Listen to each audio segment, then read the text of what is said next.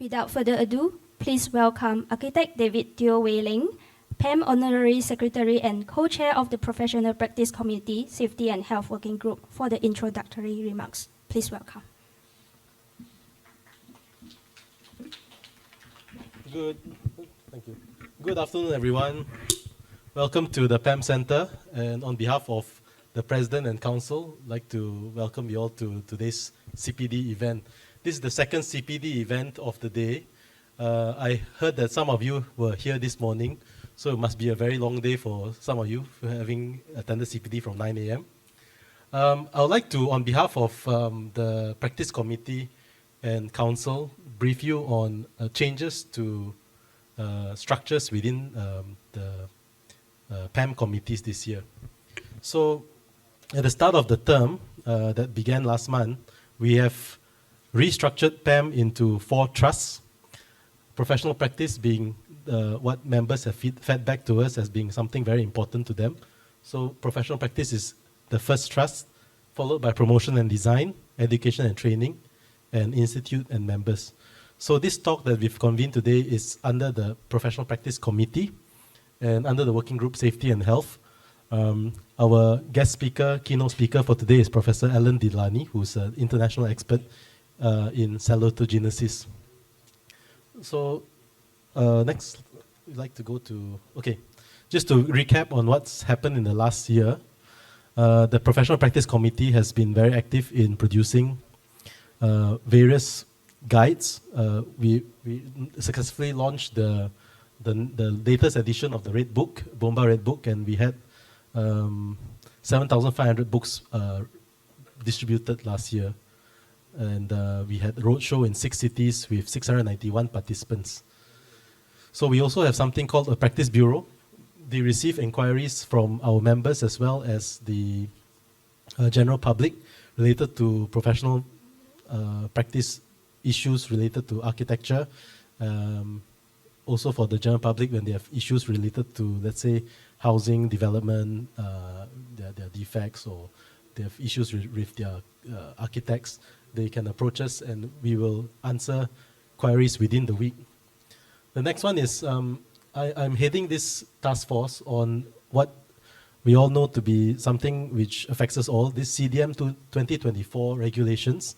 Yesterday I presented to Council what PAM will go with as our strategy moving forward to deal with this. Hopefully we'll publish guides for all architects related to CDM 2024 in the month of July.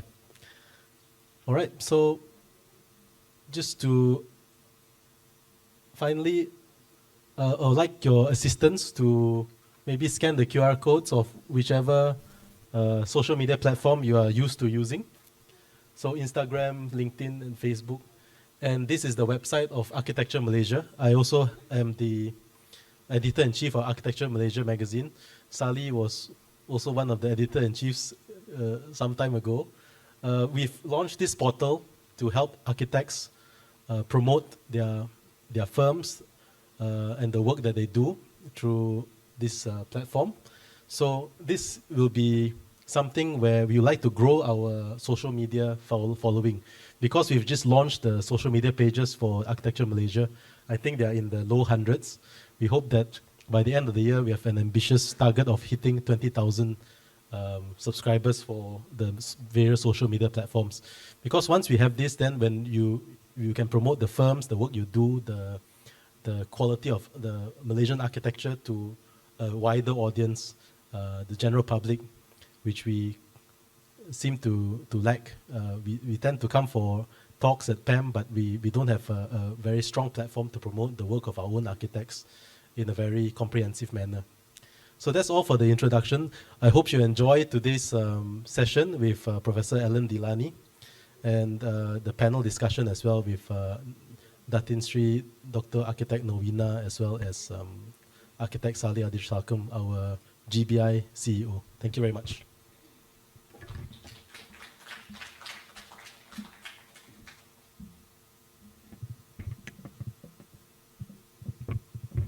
Thank you, Architect David Teo. Without further ado, please welcome our speaker for today's event, Professor Alan Dilani, founder of the International Academy for Design and Health.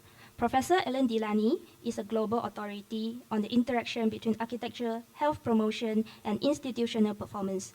Founder of the International Academy for Design and Health, he pioneered Salutogenic Architecture through his research at Sweden's prestigious Karolinska Institute. With a master's from the Polytechnic of Turin and a PhD in health facility design from the Royal Institute of Technology, Stockholm, he has spent decades advising a global Ministry of Health on infrastructure that prevents stress and fosters wellness. A recipient of the American Institute of Architects Top Research Honors, Dr. Dilani specializes in design strategies that optimize both human health and financial ROI. Please welcome, Dr.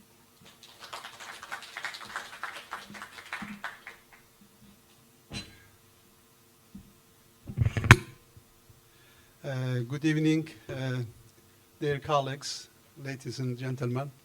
It is a great honor to be here with you today, and thanks to Lee invited me for Health Summit here in Kuala Lumpur, and thanks to David, the organizer, now to be here with you. I am here since I have been first time 2007 actually. So many times I came to the Ministry of Health and PAM and universities, thanks to other colleagues.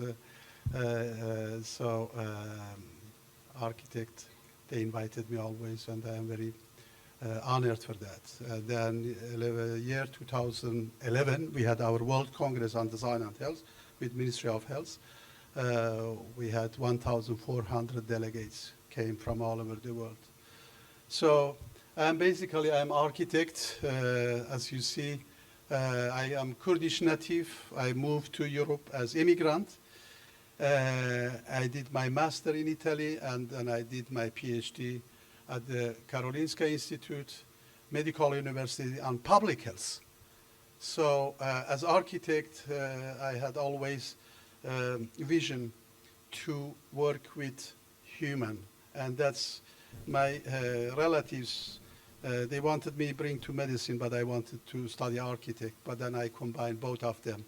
And the result of that, for the first time actually, the architect go to medical university and telling that I am working with health, they don't actually accept you. And the medical university like Karolinska, they are top university, number 9 in the world. I had very tough in the beginning, but really after 2 years, they accept me and so on, and then I had my team. And when my theory has been accepted in the international journal and all that, finally I established my own research institute for design and health. And now I am here is almost 30 years I am working with that. So 30 years of my research practice activity worldwide. I have given lecture in more than 70 countries, and I visited more than 90 countries in the world. I am a world citizen, and this is the book, this is my life, actually is available in our website, you can download it. But I can bring some copy for PAM later. So I have written 18 books, thanks to my colleagues, many of you supported me, and now the rest will be, I am presenting here, and you can see what I have done, and I am very proud this country that we are working together. We have, since I have visited here, has been much more developed. In the beginning, there was vision be among 20 economic countries in the world, but I have always discussed with the Ministry of Health and how we can bring among healthiest country in the world, among at least 50 healthiest countries in the world. So this is our World Congress. We have been here, and at Convention Center, 1,400 delegates came from all over the world. We have been in Singapore at Harvard University, discussed this issue. architect for health, and there's some images from Malaysia Ministry of Health and Academy Award. And last year we had our 14th World Congress in Singapore in this very innovative green building designed by Wuha. And now we are here. This year we are in Sarawak, number 10 healthy city in the world. We are very proud to be with them and with Ministry of Health and Prime Minister in Sarawak, who is cardiologist and understands very well the role of architect, the impact of building environment on health. So I invite you, all of you, to be active part of this Congress, because this is really most interdisciplinary and people come from all over the world. We have 4 days Congress activities, Academy Award, study tour, and so this is Kuching, beautiful city, and this is our program that we launched, and we have received 80 papers from all over the world, from Korea, from Australia, from South America, Canada, US, Europe, everywhere, and many from, of course, from Malaysia. So we have also International Academy Award that we give prize for 10 category, and please submit your project for this. And all members of PAM, we now discuss, this is, we are non-for-profit organization, so we support everyone, and we give 10% reduction of the fee. Whatever possible, whatever you require, we wanted that be active part of that, and we recognize your work and as benchmark for other colleagues to evaluate, and we give prize for that, which is well recognized worldwide. And next year we have been invited by Ministry of Health, by City University in Australia. Will be my last Congress with Design and Health. After 30 years celebration, International Academy Design and Health will officially transfer to US, will be Institute for Design and Health. With 5 PhD program and several professors, postdoc, etc. we established in US. Our main goal to change the state of the health in US. Because if we can change in US, we can change rest of the world. And the vision is, because US pay more than any country in the world for health, but they are even not among 50 healthiest country in the world. Even Malaysia is not among healthiest country, 50 healthiest country in the world. So this is our World Congress next year that will be on design and health. And also if you come to Kuching, definitely you will come also with us to Sydney. And as I mentioned, so design and health will be Institute for Design and Health, making American community healthier. So that is our history of my vision, my work, my network, and this is what we have done worldwide. This is our impact. I have more than 20 PhD finished, and they are now big. They have their own business. They are very successful, and they lead this activity worldwide. So this is our background, what we have done, and but this is my presentation today. Is point of departure from World Health Organization to make our neighborhood and cities healthier. So it's easier for everyone to avoid the common causes of long-term diseases like heart diseases and diabetes. So this is our mission and vision. As architect, we have responsibility to respond to this World Health Organization. Whatever we design should have great impact to our lifestyles and for healthy lifestyle. So this is the map of the healthy 50 healthiest country in the world. As you see, there is few countries in Asia, the mainly European country, Australia, Japan, Korea, and Singapore. And Canada is among top healthiest country in the world. and the rest is not. And this is, we try to study why, and this is 30 healthiest country in the world, ranking by strong public health system, high standard of living, and focus on preventative healthcare measure. So then countries like Spain, Italy benefit of Mediterranean diets, which contribute to high life expectancy, overall health, and Singapore and Japan have efficient healthcare system to promote healthy lifestyle. So this is the main causes of those ranking for those countries. Malaysia, unfortunately, not. And those countries that has less private, more public health funding, they are top in the world. And that is very clear. And countries like Singapore spend only 4% of GDP. They are number one in the world, but countries like US, they spend more than 22% of GDP. They are not even among 50 healthiest countries.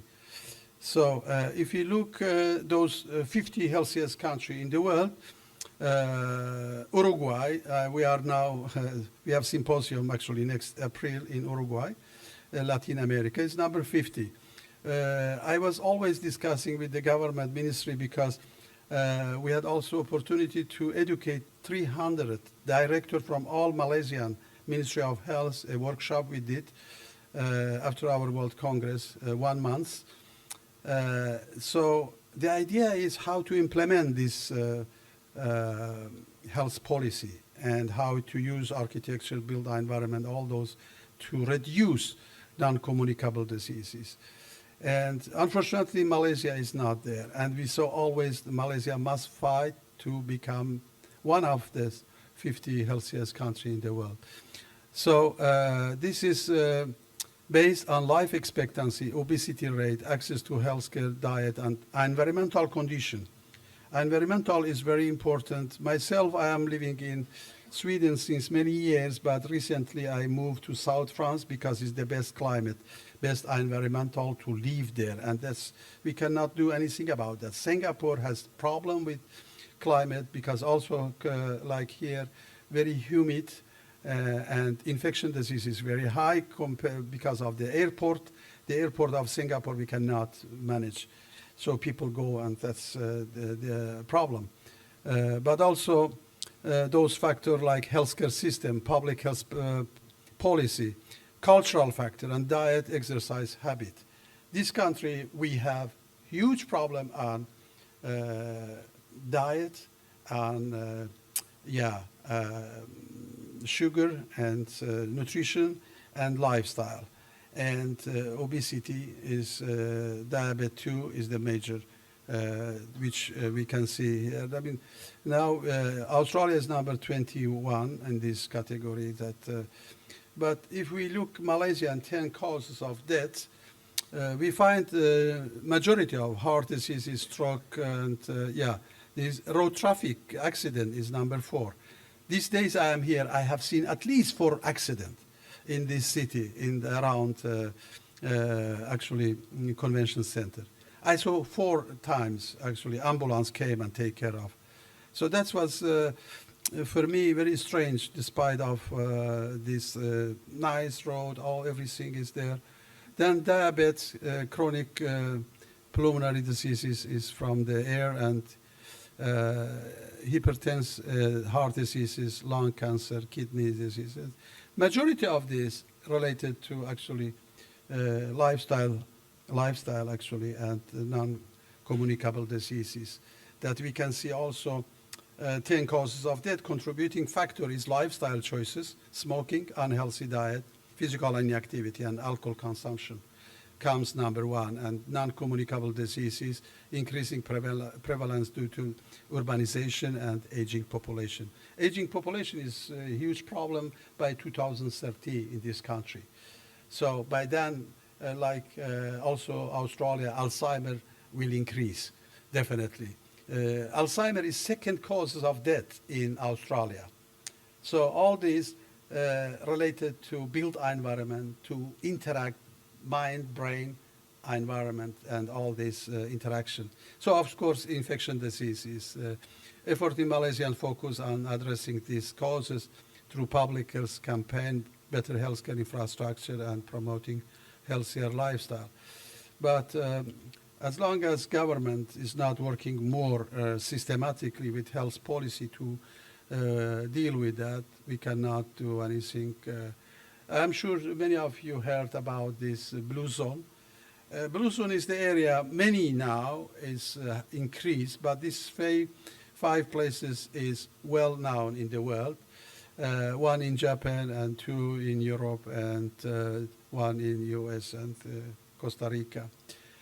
Blue zone area actually is the region that in the world, well, people significantly living longer, more than 100 years. The place I live, I see, at least I know several elderly person, they are 106 years in Cap Martin, where I live at the border of Italy. And one of the major of causes of, we can see actually the quality of life, the air, but I come back to that. But Japan is mainly strong sense of community, one of the major causes of longevity.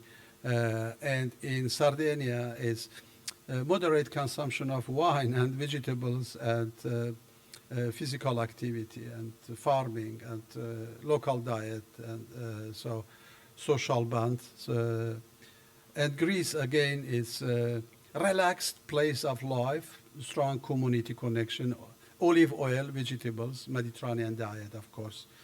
So I am going every time myself in the mountain. I bring honey, I bring also oil. So never I buy in shop. So in Costa Rica is diet of beans, corn, and tropical fruit. Water high in calcium. Water in high calcium is very important to pay attention for them. And then in California is mainly spirituality, community, etc. That is main reason for they are living more than 100 years. So is it possible to create new blue zone in the world? Yes, it's possible, as long as we provide this condition of diet, exercise, but climate is one of the major issues as well. So place like Italy is struggling economy, but has the world's healthiest people because they have this area that people relax, no stress. Parking is free between 12 to 2 o'clock. So it's people sitting in that area, they socialize easily and they eat healthy food. When we look World Health Organization, now I am dealing with health. I explain the theory of health and what we have developed, and then application of this salutogenesis with all kind of building as example. So according to World Health Organization, health is state of complete physical, psychological, and social well-being. And that is definition. But health is much more than just definition. Actually, health is a process that we have developed at Karolinska Institute, interdisciplinary.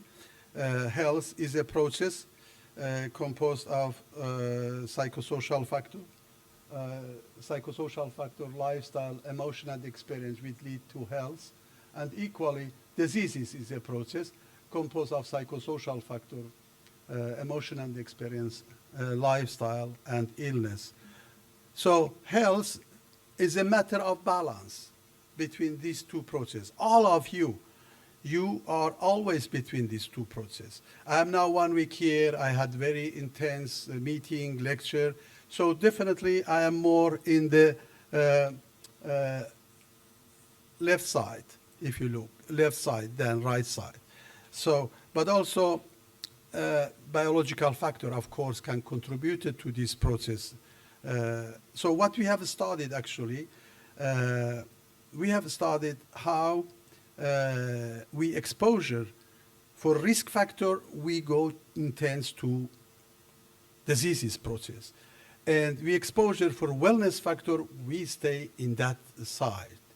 And the best place, if we can control us, always to be a state of well-being. So I come here, I try to go to gym, exercise, and sleep well, the first two, so I can maintain in that part. I have never hospitalized in my life, so I have never used any drug. I'm almost 70 years, and every day I do exercise. But this doesn't mean that I cannot be sick. Despite my both brother and sister, they are diabetic, I am not because I have different lifestyle.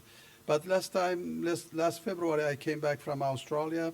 I got flu, actually virus, despite I had business class. I traveled that time, actually, but I got flu virus. And I have been in hospital 10 days, first time in my life, hospitalized. And I had my oxygen was 88, so normal is 95. I was 88, 87, so I couldn't breathe. So despite I have never smoked in my life, but this virus was so strong. So this is, my own experience, the first time I hospitalized. So we see the medical science has been focused in that part. They have developed 8,000 diagnoses. And that is our dilemma. If medical science, they could focus equally in that size, they could develop 8,000 wellness factors, what make people healthy. And this is the dilemma of medical science. They have not been actively working on how to keep people healthy. They are focused only how to cure diseases and manage diseases. And that's why we call pathogenesis. Patho means sick, genes means origin of sick. And that's why we call here salutogenesis. Saluto means health, genes means origin of health. So now our discovery as interdisciplinary, we have found that architecture design has tremendous impact of these two processes. One is emotional experiences and lifestyle positively, or architecture can negatively to our emotional lifestyle. We have people in America specialize, say, give me your address, I tell you how long you live. And I am sure this is also relevant in many regions in this country as well. So this is the task of architect, see how we can create positive emotion and experiences and lifestyle. So that is our work we have done and published several articles on that. And we look for theory of stress that developed also by Leonard Levy, our institute, the director of institute. He is using, as medical doctor, physical environment, architecture, that create social organization in the city, structure and function, together create a mechanism that we call psychosocial stimuli. When we meet people, we attract by them, and this psychosocial stimuli, together physiobiological program in our body, heart, blood pressure, heart rhythm, together. This mechanism create a mechanism of stress. We can see precursors of diseases and diseases itself. As you see, stress also is process, like health. It's not happened. It's happened through interaction with our environment, with people. So it's important to understand what is stress, because your daily life impact by that. But the thing is stressful for me is not for you, and vice versa, because depend on the earlier environmental influences, your culture, your genetical factor that affect dramatically. Now, the terms of salutogenesis came first time by Aaron Antonovsky, who wrote the book Health, Stress, Coping. He was in concentration camp in Second World War, and he find out some people die immediately, some people not. And some people develop strong health despite the same exposure for the environment. And that was a big question for him, why people despite the same environment could develop strong health. So he went to Berkeley University, become medicine sociologist, and he developed the term of theory of salutogenesis. Saluto means health, genesis, as an approach focusing on factors that support human health and well-being. And theory of salutogenesis, in contrast to pathogenesis orientation of healthcare, suggests that we shall look for wellness factor instead of risk factor, which medical science focus on that. And first time in the history, he scientifically criticized medical science that has been focused on factors that cure diseases and factors that lead to diseases. That was first time in the history one scientist could critically review medical science. And this is guide of promotion on healthy lifestyle by how to focusing stress reduction, and as well as coping, the factor that causes stress, actually. So stress is foundation for many psychosomatic diseases, and that is very important to manage stress in any way. So the study of salutogenesis primary is in health, behavior medicines, psychology, and sociology, but also has been adapted in the medical as preventative. Many hospital healthcare, we have applied that, but also now I am first one in the world that developed this to architecture and as salutogenic design. But our study actually comes from each of us in this house, in this room. We have a unique sense of coherence. And sense of coherence, each of us determine how we are managed to, how we can manage the stress, how we are capable to manage stress. So each of us has unique sense of coherence that we can measure as well. Some of you are very strong, some of you not. So, and what is sense of coherence? That means whatever we do, first we must understand. World is understandable, comprehensibility. And then we must have enough resources to do the task, manageability, resources to meet the situation. If you ask guys to do that, but you have not enough tools, they are not capable. So they bring you stressing. So, and finally, it must be rewarding for our brain, meaningfulness. Life makes sense. You must fight for your vision because it's meaningful. And that is rewarding for you. So many people work very hard. It's not for the money, because they are visionary. They wanted to reach, and this is brain satisfaction. So, and that is where we are measuring this, and where we have now applied this three component to architecture. So, if we have sense of coherence supported by ability to understand one's environment, comprehensible, to respond effectively to the challenges that you have, manageability, and find purpose of life in life's experience is meaningful, so you can see easily that place that like this, you go to the building easily comprehensible, you don't stress, and you find easily. And also you have stairs like this, 100 stairs, you can easily go, you don't feel tired, and you manage the task easily. And finally, if you have this kind of environment, is meaningful for you to be there. So how we can translate these three components in the architecture? Translating salutogenic theory in environmental design factor like comprehensibility, wayfinding, color, nature, perception, landmark, pleasure. And then manageability, static, natural light, green, restoration, interior, stimuli, ergonomic. And then meaningfulness, all those pet, music, culture, gym, social support, comfort, view, these related to meaningfulness. If you bring in your building all those elements or find out all these elements, then you created the salutogenic build environment. So we have published, we have done, we have quantified many case studies worldwide, and Recently, actually during the pandemic, to be honest, we work with Ken Young here in Kuala Lumpur.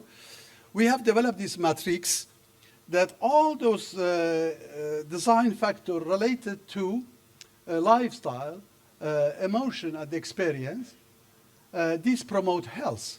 And all those design factors related to comprehensibility, manageability and meaningfulness, this prevents stress.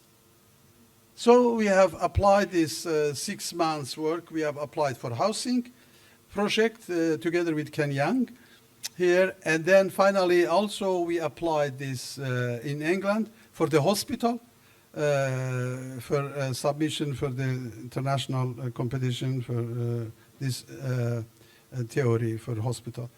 And this is the only statement came from Aaron Antonovsky in relation to architecture, a measurable aspect of design that can help people operate at peak performance and help them to maintain physical and mental well-being.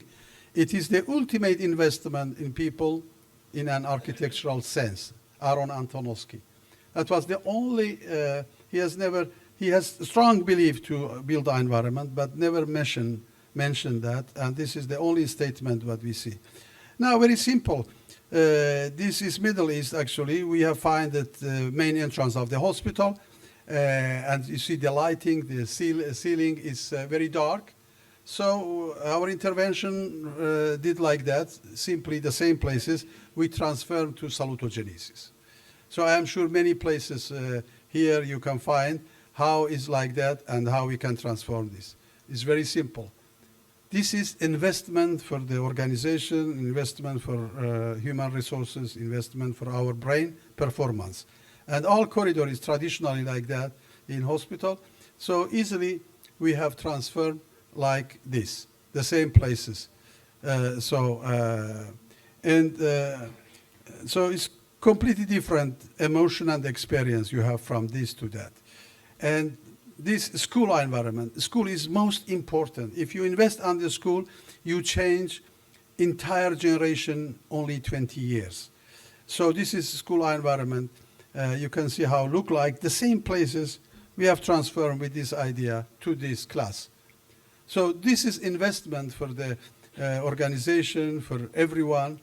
And to be honest with you, all of you, you can create such a school here that every parents will be proud to pay whatever required to bring their kids in such a school. And you see, I am the master of my fate. I am the captain. You give them tool, you learn them to be visionary right in the beginning.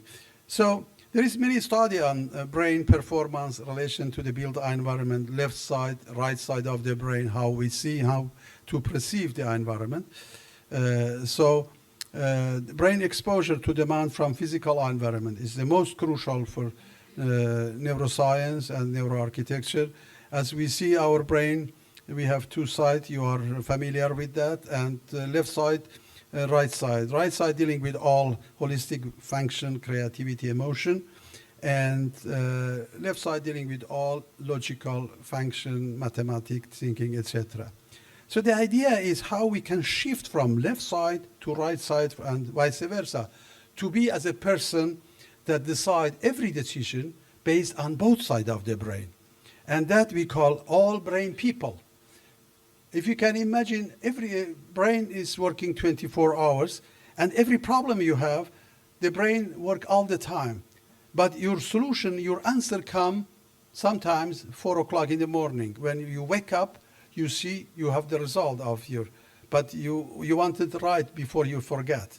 And that's why you must have always a pen and paper that you can write, actually. This is very important, and the architecture support you for that, to shift from left side to right side. If you have medical doctor, they are working 19 hours in surgery, you must bring them later on 10 minutes before they leave the hospital to stay in this environment, with green, with music, with massage. So these people, they feel good.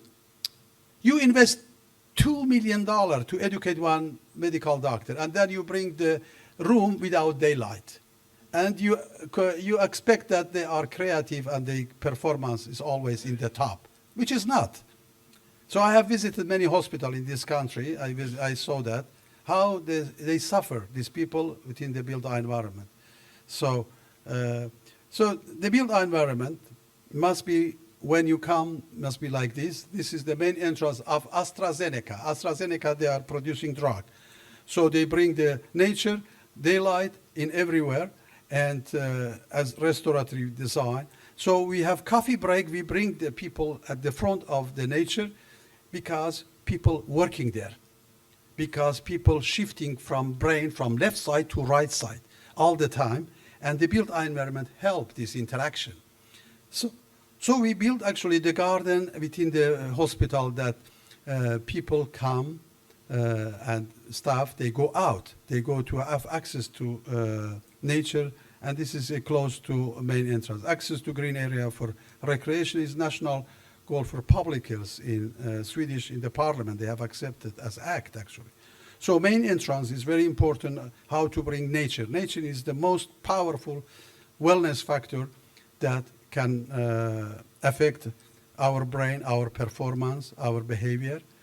And this is many hospital I presented here now. It's Åbo Hospital in Finland. When you go inside, it's daylight, sound of the nature, fontaine, everywhere. You are welcome.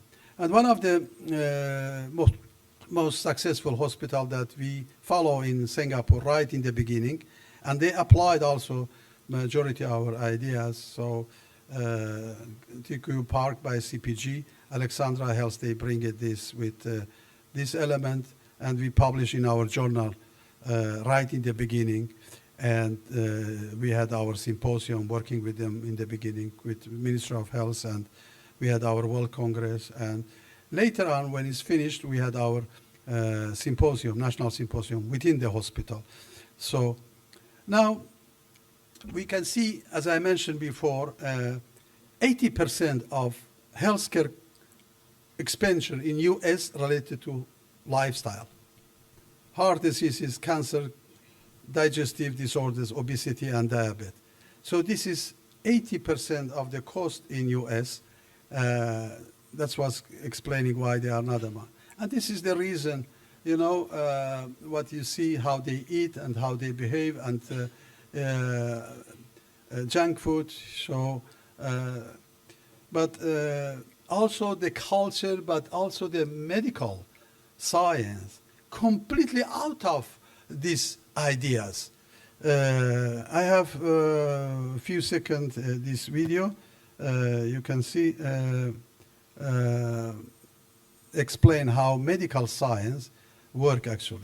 It's not an overstatement to say that I learned virtually nothing at Stanford Medical School about the tens of thousands of scientific papers that elucidate these root causes of why American health is plummeting and how environmental factors are causing it. For instance, in medical school, I did not learn that for each additional serving of ultra-processed food we eat, early mortality increases by 18%. This now makes up 67% of the foods our kids are eating. I took 0 nutrition courses in medical school. I didn't learn that 82% of independently funded studies show harm from processed food, while 93% of industry-sponsored studies reflect no harm. In medical school, I didn't learn that 95% of the people who created the recent USDA food guidelines for America had significant conflicts of interest with the food industry. I did not learn that 1 billion pounds of synthetic pesticides are being sprayed on our food every single year. 99% of the farmland in the United States is sprayed with synthetic pesticides, many from China and Germany. And these invisible, tasteless chemicals are strongly linked to autism, ADHD, sex hormone disruption, thyroid disease, sperm dysfunction, Alzheimer's, dementia, birth defects, cancer, obesity, liver dysfunction, female infertility, and more. So as you see, this is the situation, and this is the top university, medical university in the world. They don't teach anything related to preventative measure for health. And this is time now to put question why we teach medicine in that way, even in this country. We must find the problem of this country, and then this problem could be taught in the medical university and all other sector. This is the problem solving. Science must be related to problem solving. If the problem of the society is like that, the education, research must be directed to that. So this is you guys, you must push for that. Every architect is responsible for health. We don't teach our School of Architect how to design that promote health of people, lifestyles, behavior, healthy lifestyles, behavior. So we need to come out of the box and ask simply a question: what makes people healthy? And this guy is a very famous professor of psychology, Professor Paul Robertson. We went together teach music in the hospital. We bring music in many hospitals in Germany, in Scandinavia, United Kingdom, and become part of the healing process in the hospital. So we looked at preventative. I visited Cape Town, and this was he was first person in the world, Bernard, to had heart transplantation first time in '68. So he said, I have saved the life of 150 people from heart transplantation. If I had focused on preventative medicine earlier, I could save. I would have saved 150 million. He said in the beginning that we saved people 2 weeks in the beginning, then 4 years. Actually, the longest was 8 years, heart transplantation. So, I mean, the matter of life quality, and this is how preventative is important. And I think together in a single place, to make it easy for us, eat healthy, be active, engage with community, experience the outdoor, work close to home, reuse resources, reduce waste. So city with clean land, clean water, clean air is the major task of architect. And we are working with my PhD student. Recently we wrote the Salutogenic Urbanism, Bridging Climate Challenges on Healthy City. We try to bring this to agenda now for healthy city worldwide, how to cover street and bring green around. The same here, how to cover part of the city's road to bring green and pedestrian, and how to build an environment more stimulating curvy organic form like this compared to traditional with green and access to. So the salutogenic perspective actually is what creates health, what is person well, why is person well, which are the health promoting factors, and how is possible to feel quite well even though person has experienced trauma. So this is the main perspective of salutogenesis. And exercise and health is the most crucial for our environment, people to have access to that. So if we have possibility for exercise, so we can prevent 91% type 2 diabetes actually, and prevent 50% causes of heart diseases, prevent 50% stroke, and reduce site inspection cancer by 50%. So it's so important, so important. Our nurses in Sweden write a receipt for a patient, for people to go to gym. It's also, I think this country must be the same actually. So decreasing causes of mortality by 67%, prevent 47 cognitive damage, and decrease depression by 20%. And all accomplished with 30 minutes every day, moderate activity. So this is, so exercise and health, it's reduced dementia, Alzheimer with 50 to 60%. And never late, even in late elderly people, you can see the exercise training increase the size of hippocampus and improve memory. And this is very important. You see how left side and right side has been increased size of hippocampus after training. And this is very easy. How we do, we build the choice environment that invite people to come to the park and make other healthy lifestyle choices. So we have, in South France, we have everywhere like this actually, places that people in the morning, in the evening, and we have very nice walking. So you can see this is Singapore. They created like this, the place that easy, accessible for people to go to gym, sponsored by government, by private. So this is very important. So now, how we application? The application, I have some example of hospital that we applied. First one is Melbourne Children's Hospital. I am sure many of you have seen this hospital. They come to us, to Karolinska Institute and Stockholm, the client, and with the architect, Bates Smart. They came to us and I bring them to Finland. And I had several seminars and explained the theory of salutogenesis, all how we can apply. And we went back to Melbourne with the client. We had many workshops. We write the briefing. We write the vision that we wanted absolutely the best children's hospital in the world. That was the vision, very simple. And then we quantified through the briefing, and the briefing we give to competition and how to reach.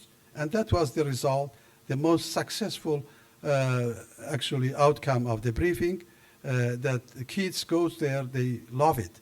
They don't feel that they are hospital. They are a place they enjoy.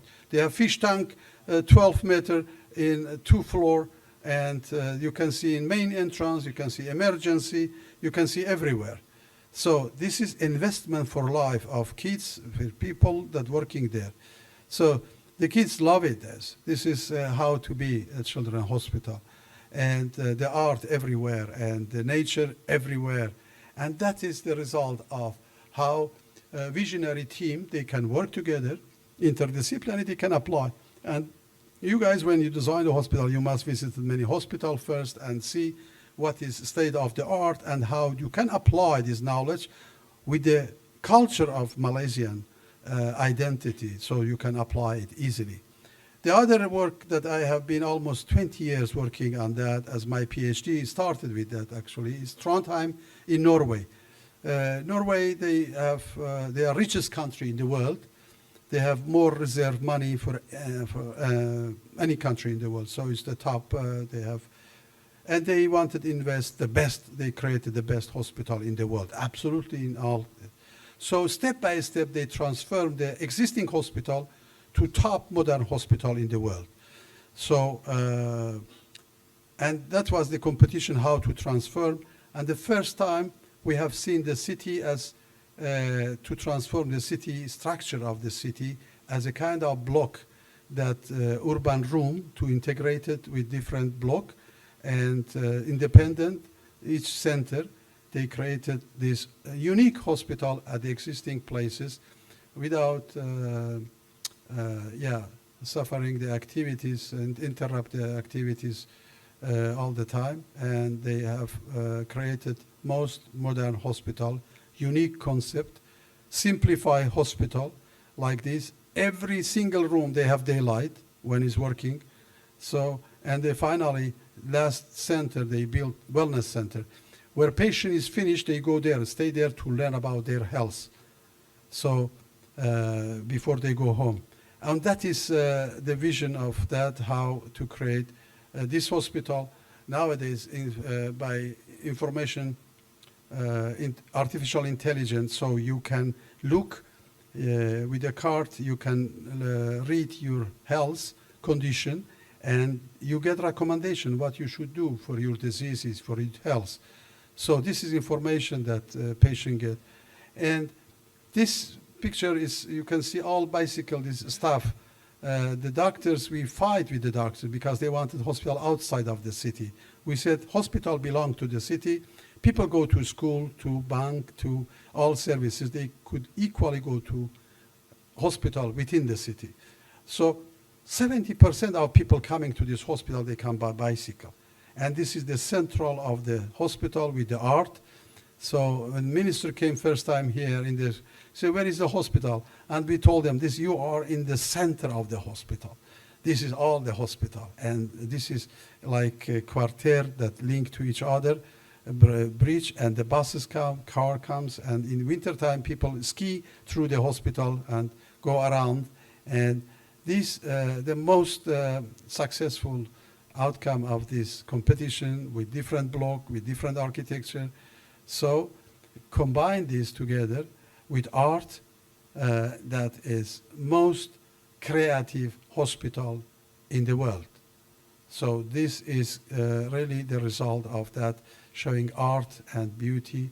And staff, they never take elevator. They take always stairs up and down. You design like that, the way that you don't need to use elevator, but use stairs. So that is always the field. And they can see it, they can networking everywhere in the hospital, coffee shop everywhere, in each center they have own together. And this is the main entrance for the nursing department. And finally, hospital came back to the city. This is the final picture. And in Canada, they received 7 Academy Awards. For the first time, one unique hospital, they received for all those 7 Academy Awards as a top successful hospital in the world. So salutogenic hospital is simply, we define with our colleagues around the world, is redefine healthcare by creating center of healing and prevention for its entire community. For patient, it provides a stimulating environment that actively support their recovery. For staff, it is an efficient and enjoyable workplace. So, and moving behind traditional care, it proactively prevents illness through early detection and regular checkups, reducing healthcare costs and fostering healthier population. So by combining holistic knowledge-based medical treatment with preventative measure and health education, the Salutogenic Hospital enhanced the quality of life for all it serves. So if you apply this as a briefing for your hospital project and find all those elements through what we have seen, comprehensibility, manageability, meaningfulness, you can design salutogenic hospital that is most successful. So as I mentioned, we are working, our research center working health promotion by design for elderly. You have huge problem after 2013 in this country. And we consider health, actually, this is what you say is optimal, aging, and this is normal aging. You see, after 45 years here, 45 years, you have some function loss. Start with glasses, very simple. After 45 years, you need, and later on some. If we can, what we call natural function loss, improve it by healthy lifestyle, create optimal aging, so you can live probably 5 years more and suddenly die without suffering. Because here you suffer a lot to die, but here you don't suffer. So that is the philosophy, how we can reach and how we can extend healthy year. And this is definitely through healthy lifestyle. We can extend that. And if each of us, we have chronological health, biological health. I measure my blood pressure. I am 20 years younger. So it's very simple. Everyone can do it, actually. Through a healthy lifestyle, everyone can do it. And that's the idea. I must say, I saved a lot of money for all this suffering, all for healthcare.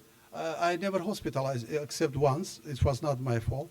But I mean, I mean, we must work on that, and we must start right now. Nothing more important than health.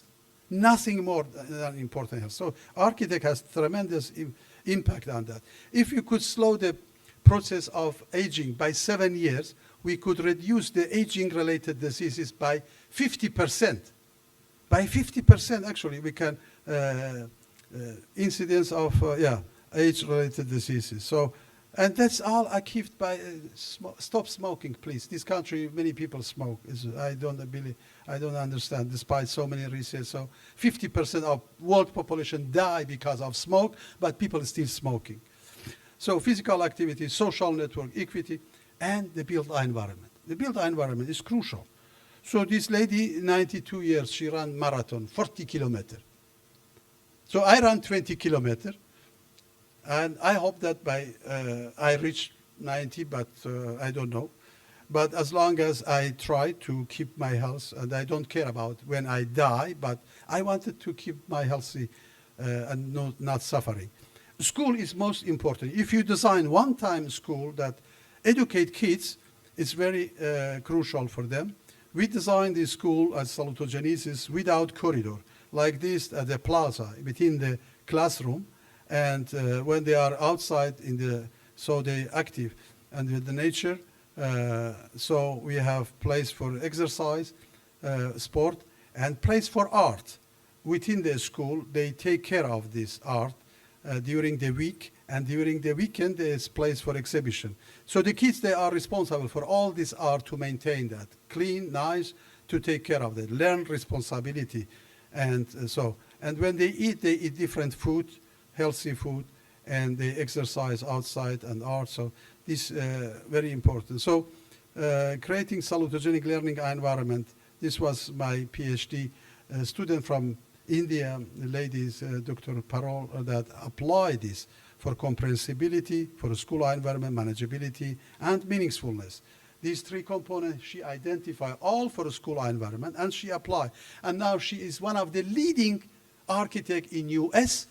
She worked with private sector, $1 billion investment on school. She ran this. And she have written also a book, Mind Building. In our website, you can download that book. That book is all example that they are working. We commercialized her PhD to a book that you can use it with all pictures. In our website, you can download it actually. Design Health Academy. Under publication, you can find her book. You can find her thesis actually, also PhD, but also the book that is commercialized for architect. They can use it. So this is a video of that shortly. No, sorry. Learn one big word to change children's lives. That word is salutogenesis. Yes, that's a mouthful, but all it means is the origin of health. A well-designed school can not only reduce stress, but also improve children's health and well-being. The 3 keys to a salutogenic design are 1. Comprehensible environments that orient and reassure children by using familiar elements to make spaces legible and wayfinding easy. 2. Manageable environments that allow students to exercise control by being safe, comfortable, and accessible. 3. Meaningful environments that are inspiring, engaging, restoring, and aesthetically rich. Salutogenesis, the first and most important word in school design. So we applied also for prison design. We had a PhD on that, and we have working for also government of Sweden. We applied these ideas for prison because the prison is, you have 200 inmates, you have 200 person working there. And these 200 people, they working in very stressful environment. You can apply this knowledge and you can make it more professional. We work very much on the office design. We transform many offices based on our ideas.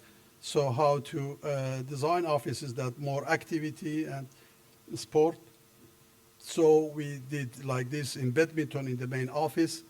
And you can see people go downstairs, and this is office, architectural office. They can do that.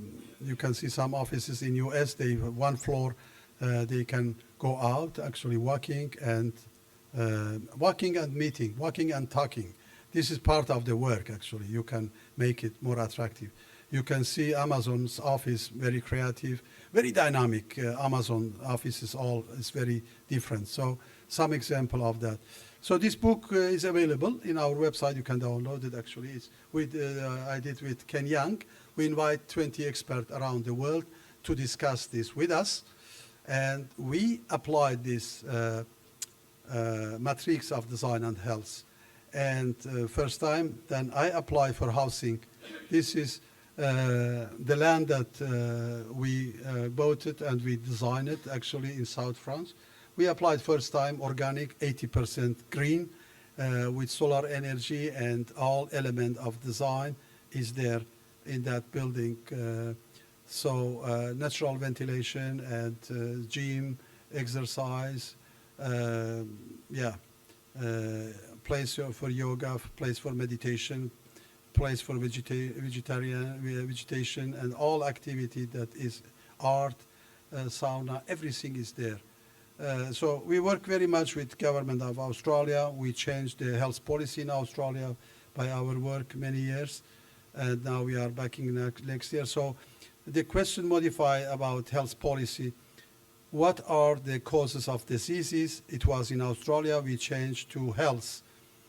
What are the causes of health? This gives architect absolutely different briefing outcome when they have this vision. How to treat diseases, how to prevent diseases. We change to what contribute to good health, what makes keeping good health easier. So we work with the Ministry of Health in South Africa. We write the briefing, we give the competition, and next year, again, we write a book for government of Australia from 2015 to 2030. So all of you come, you get this book for free, actually, all project. And this is my final slide. This is the circle of sustainability and salutogenesis: economy, ecology, politics, and culture. And finally, I invite you all to Sarawak. All of you, welcome. This is my last slide. And thank you very much for your attention.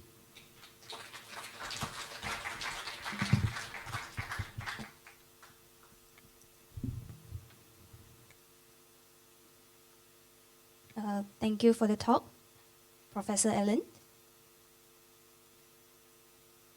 Ladies and gentlemen, we would like to express our sincere appreciation for today's sponsors, MAPE Malaysia Sdn Bhd, for their support of this event.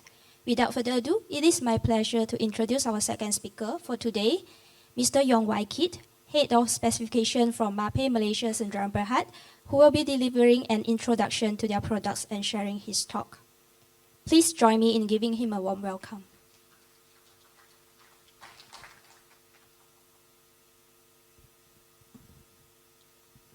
Good afternoon, ladies and gentlemen. Name is Yong.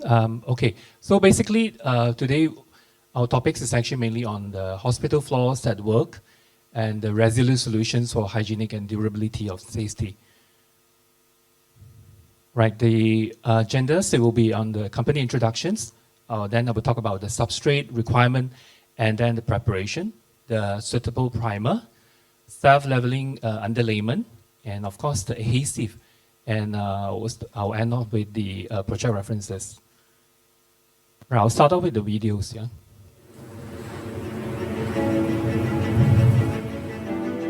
To construct, you need a dream, a project, talented people, an idea, and quality materials. Since 1937, MAPE has been bringing innovation to the world of construction, taking on board the needs of professionals and users and giving them answers. Most people call them products. We call them solutions. Whether for large-scale infrastructures, skyscrapers, or homes, our commitment is always the same. For MAPE, innovation and evolution are a credo. Research and development is at the heart of our company, a strategy that has led to MAPE branching out from Italy to become a global reality present on sites all around the world. To overcome the challenges of sustainable building together, MAPE develops highly durable systems that respect the environment to reduce CO2 emissions along their entire life cycle.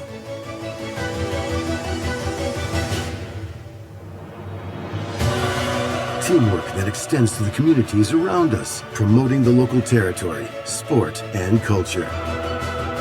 We are on the side of those who strive to construct today while thinking about future generations, and of those who wish to preserve the constructions of yesterday and even much earlier than yesterday. MAPE is out there in the field on every site, working with designers, installers, architects, construction workers, and companies. MAPE is always a partner you can rely on, whatever challenge you are facing.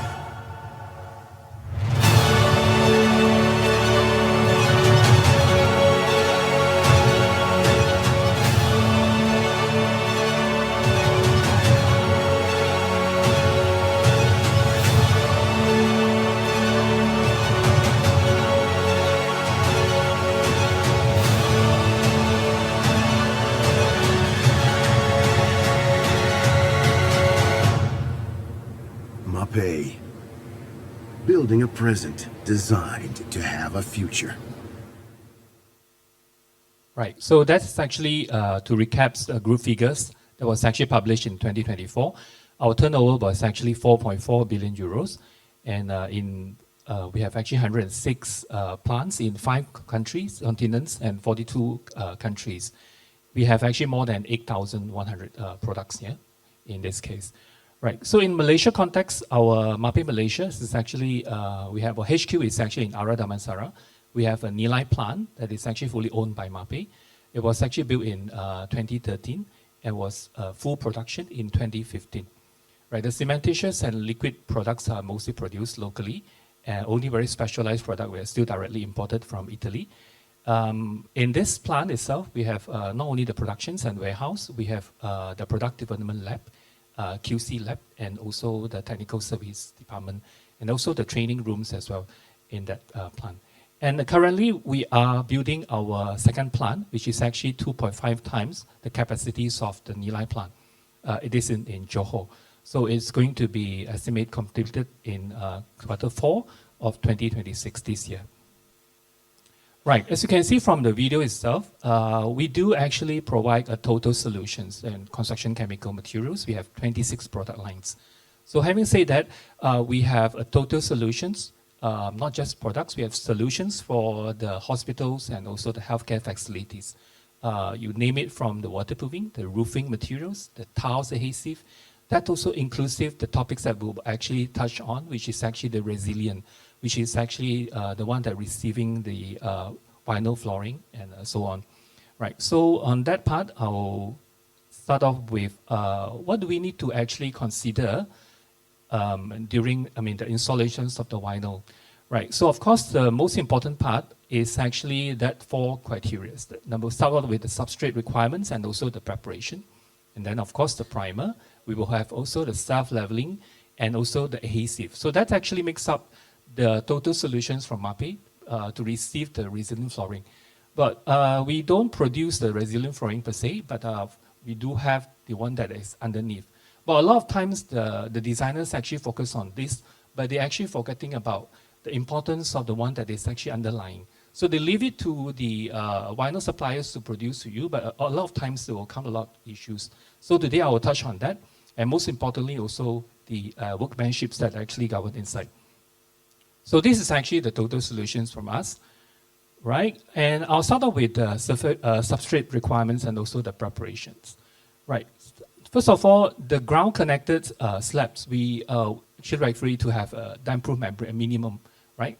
And of course, if it's something that is actually subject to high hydrostatic pressure, we should also introduce a waterproofing membrane, right, underneath the concrete slab. And the casting of the concrete in situ, preferably to achieve a SR2, the requirements. And of course, the cementitious substrate must be fully cured, minimum 28 days, to actually achieve the strength, the moisture, the contents that is required, which is actually less than 4%. And the last one will be the sufficient joints. That is actually the designs, engineers' designs, to provide sufficient joints so that the movements of the substrates is able to actually accommodate. And second, the following one will be the substrate compressive strength. This is actually what we actually recommend. For all the pedestrian areas, we have the minimum requirements of 20 to 25 Newton per mm square. And then for high traffic area, that is actually minimum 30 Newton per mm square. And we actually asked to recommend to have a power floated finish to actually achieve the sound and also the compact and also the level that is actually required. The substrate must also be free from all the grease, oil, contamination, and also the latents. So those are the weak substrate that will actually give problems later on when the vinyls actually lay on top, right? And identify the substrates like, for example, we have to know that the vinyls has to be applied onto the screed, or it's actually applied onto the concrete, tiles, or metal surface. So that will actually giving you different kind of primer and of course the adhesive to receive it. Right, then of course the most importantly is selections of the different priming coat. This one we will also be touching later on. So the issues of weak substrate is I have already highlighted earlier. So as you can see, these are the weak substrate, and wherever you actually bond this onto this weak substrate, it will give you a lot of issues as you are not bonding the vinyls onto a sound substrate in this case. Right, and the issues of different types, you can see the marking, right? So with weak substrates, it will give you, different types of issues later on, and the dental marks. So a suitable primer and also a proper surface preparation methods is actually required. And under this, we actually ask for the substrate requirement. This is actually recommended this is the CSP profile, the concrete surface profile. Right, this is actually abstracted from the ICRI. You can actually download it from the website. So our requirement is actually the CSP 2 to 3. So in order to achieve this, we need to do the sanding or even the grinding on the floor surface to remove the loosely adhering particles, especially the latents on top. Right, so this is actually part of the repair of the substrate. Next, of course, the repair methods. So that's also come into our total solutions that we can actually provide, right? For surface crack that is actually less than 0.3 mm, the crack width, then we can actually do a crack width repair, right? And then, of course, with surface crack that is 0.3 to 1 mm, we can also do methods of repairing using our Planet Prep SC with MAPINET 150. And with localized low spot depression area that is actually less than 5 mm, thickness, we can use the Planet Prep SC directly. Yeah, this will also reduce the feather edge on the depression area, localized low spot. And of course, with localized patch repairs with 5 to 10 mm thickness, we can use our Mabe Grout Patch 218. This is actually with fibers. It's a patching grout. It's a patching mortar basically. Right, of course, we also have the Top Gen Pronto, which is our pre-packed screed. This is not unlike the side mix. It's actually giving you better compressive strength and better qualities of the screed to reduce the shrinkage cracks and all that. So that will also give you a faster timeline to actually laying the resilient straight away. The topping existing level can actually go more than 10 mm thickness. Yeah, in this case using the pre-packed screed. Right. Next, we will touch on the primer. So the primer is actually equally important as part of the considerations to different types of substrate. We have non-absorbent, we have absorbent substrate, we also have different types of substrate. So this is actually the importance of the primer. So for primer G, it's actually used on the absorbent substrate, right? And we have also eporic. So this is actually epoxy based. We can actually use it to receive the subsequent, they have different castings of the concrete or even the screed. And EcoPrim T plus AP would be a more universal acrylic. So it actually can apply on both non-absorbent and also the absorbent surface. So this is actually what we will actually highly recommend, so that to ease of the designer's problem, which one to go for. So straight away go with this, the EcoPrime T plus AP. Next, I think this is also equally important. And if you actually let the vinyl suppliers that they will to decide on the self-leveling, the underlayment, they will probably actually overlook this. This is actually an important part, which actually all the cementitious substrate required a moisture test before we actually apply these self-leveling things, even the vinyl. So the first thing will be actually the requirement is actually has to be less than 2.5% of the carbon, this carbide method, or actually, which is actually the moisture content of 4%. Right, so in whichever one, but I think in commonly used would be the moisture content, right? So we have this moisture reduction system. Later on, you can actually see in our booth as well, right? The product is actually called Planisil VSMY. So whenever the moisture content is actually more than 4%, this product can actually work, yeah, to actually bring down the moisture. So how does it actually work? This is actually in accordance to the ASTM E96-05, the standard testing methods. So what we actually do is, right, it's come out. Okay, so by providing the additional layers of this 0.25 mm Planisil VSMY, it will actually able to reduce 96% of the moisture vapor, right? So in this case, this is actually very, very effective on the reductions of the moisture before receiving the vinyl. Right, so next we will talk about the self-leveling. Of course, this is actually important because if we were to actually lay on the vinyl, we need that self-leveling underlayment. So because what are the things, factors that we actually need to consider is that the mechanical loads, especially from the trolley, from the bed, right, the hospital beds. So we have heavy things. So there's actually, so that will actually, leave the dented marks on the vinyl surfaces. Right, so on this note, the self-leveling underlayment, there are some requirements that we need to actually consider. Number one would be the mechanical performance. So under this, this is actually the standards that's required. So the C25 is actually talking about the compressive strength. The F is actually the flexural strength. So C25 giving you the compressive strength minimum 25. That is actually the requirement. And then the A is actually talking about the fire reaction. So it's actually non-combustible, right? And then of course the S1 is actually giving you very little smokes when it's actually caught fire. Okay, so that's how you read these remarks on the product. Right, of course, and then we have also the aggregates and thickness that is actually giving you, if you were to actually apply 1 to 10 mm, you are using finer aggregates. For a coarser, for a thicker, the self-leveling, we need to use a coarser aggregates, which is actually 3 to 40 mm in this case. Right, and then with using this, the waiting time before laying is also equally important because we want it to be fast, yeah, by receiving this self-leveling. And also the suitability for underfloor heating system, right? And of course, the products will also need to be have fiber reinforced to give better compressive strength. It's actually able to use it internally or externally. And of course, most importantly, that the hospital environment, what we actually concerning is the product has low VOC, and our products are actually green label certified.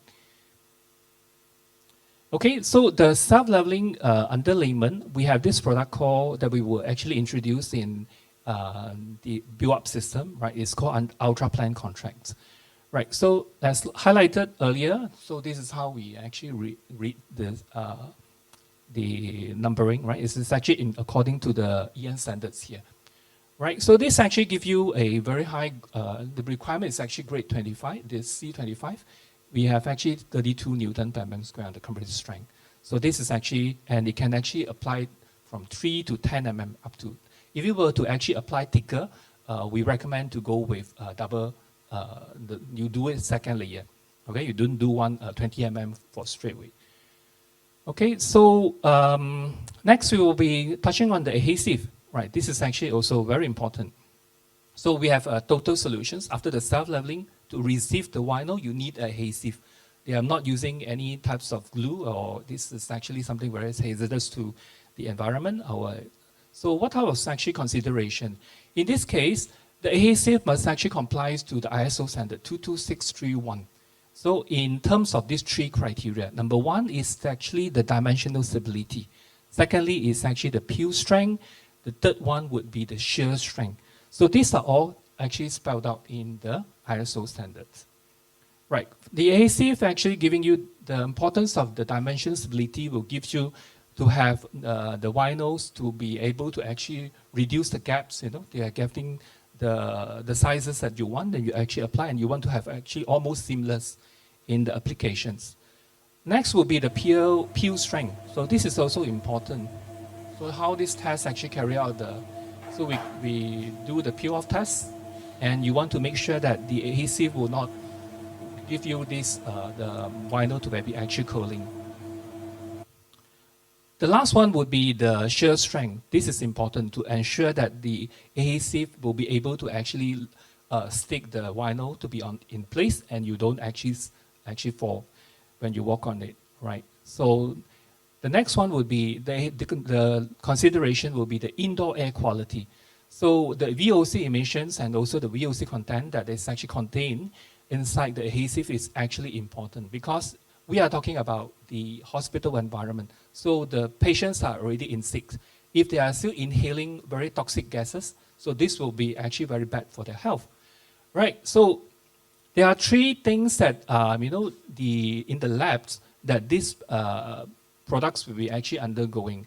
First of all, the test samples will actually put into the emission test chamber, right? And then we will actually do this test we do the sampling for in between 3 to 28 days. We'll take into different days. We'll actually take the sample, and then we actually test on whether there is actually the VOC content that is actually emitted in the air. Lastly, we will actually do with the test using this GC or MS method to actually test on whether there's actually existence of VOC in the air, okay, after that. Right, so those are the methods to be actually used to actually check on the VOC content. Right, of course, importantly, when you have adhesive, you are talking about the solvent-based or non-solvent-based material. So it's actually important that the material is non-flammable, right? So you can see this in our adhesive actually label. Right, most importantly, to ease the products, we have this called Ultrabond Eco V4 Universal, and we have actually passed that 3 criteria that I mentioned according to the ISO standards, right? And these are the important factors. They are solvent-free and they are low odor, will not release any bad odor, right? And it's actually in accordance to the EC1 plus, very low emissions of the VOC products. We have green certified, and it's non-flammable, and we have also Serum certified on these products already, right? So this actually is, you can actually use the Ultrabond Eco V4 Universal to apply onto different types of vinyl.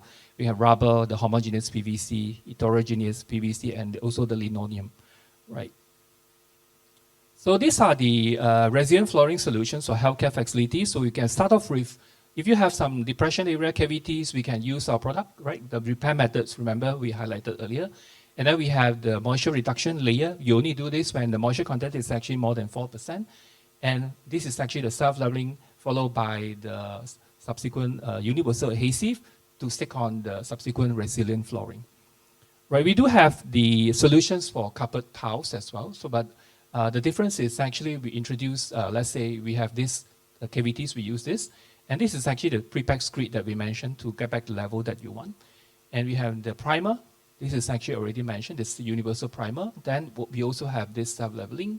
And this is actually the adhesive to receive the carpet tiles, right?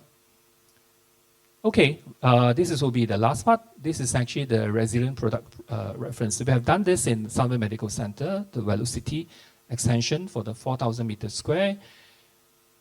We have actually this in Tawa Hospital upgrading is 18,000 meters squares using our Nobel Plan 21. This is Borneo Medical Centers in Miri, it's 30,000 meters square. And we have Salutogenic Medical Penang. We have also Salutogenic Medical Extension Bandar Sunway, this is actually 30,000 meters square. We have the Utah Hospital in Kampa, which is actually 30,000 meters square. We have, this is more to residential. This is actually the Grand, it's hospital. No, this is hotel. The Grand Subang. We have industrial project. We have this Intel, one of the projects is in Kulim, 50,000. They actually want to use the conductive vinyl.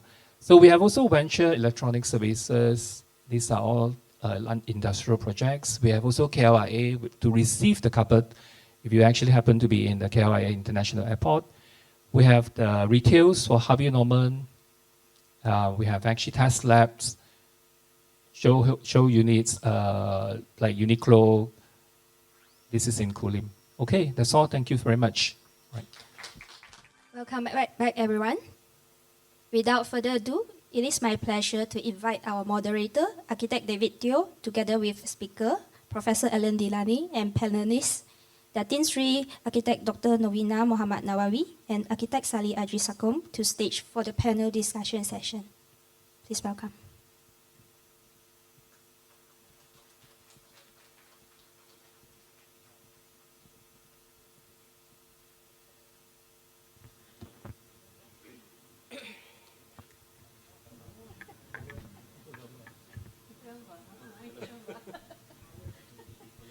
You have to sit according to the photo order. Thank you very much, everyone, for attending today. I learned so much from Professor Dilani's talk of 1 hour. We are going to have a panel discussion now based on the lecture. So the first question is about wellness. I'd like to ask Professor Dilani, healthcare usually focuses on curing disease, as you were saying earlier, but you're also arguing that we should systematically design for wellness, for health. Globally, what is the hardest part about convincing clients to invest in a holistic, salutogenic approach rather than just how we've done hospitals in the past? I think it's whenever we design a hospital, we must have first a vision. This is a very important for any project. You must have a vision, what you want to reach. And once you discuss a vision that you want to have a unique hospital, then you must talk about how hospital could promote health. As I mentioned, nothing important more than health. Health is our great value, great asset that any organization has. And salutogenesis is not only a theory of health, but actually you can apply to leadership, to management, to food. Actually, the food we eat, we say salutogenic food. So salutogenesis must be everywhere, any places. Once we agreed that is important that, so then we develop a briefing with all those criteria that content of the salutogenic design, and we see the benefit of that in terms of economy, because the building usually is we have for 30 years, almost for some 50 years. But the running cost, 1 year's running cost corresponding total cost of the building. This is very dramatic in this country. I have seen several hospitals. We look, we calculate with Ministry of Health. We come to conclusion that is 1 year only, 1 year running cost corresponding total cost of the building. If we can change this parameter that you might reach 5 years running cost, you save a lot of money for the government, for the client. So you have better performance, you have less sickness of among, less absenteeism among staff. You educate patient for future. When patient leave hospital, should not come back to hospital. And I think health is a complex process that needs many disciplines to work together in order to convince client. If we have this criteria, we can save money. For the client is most important money. Save money is very important. And so how we can quantify this theory and this approach in terms of money saving for client. Once we reach that, then it's easy task actually. And the cost of design, actually, design is, let's say, only 0.5% of entire cost. Now, you say architect is 15% and 85% the rest what they are doing. And this is correct. But if you invest few percent, it's pay back more than 10 times We can calculate actually these monies as well. So in terms of money, value for design, we can save a lot of money.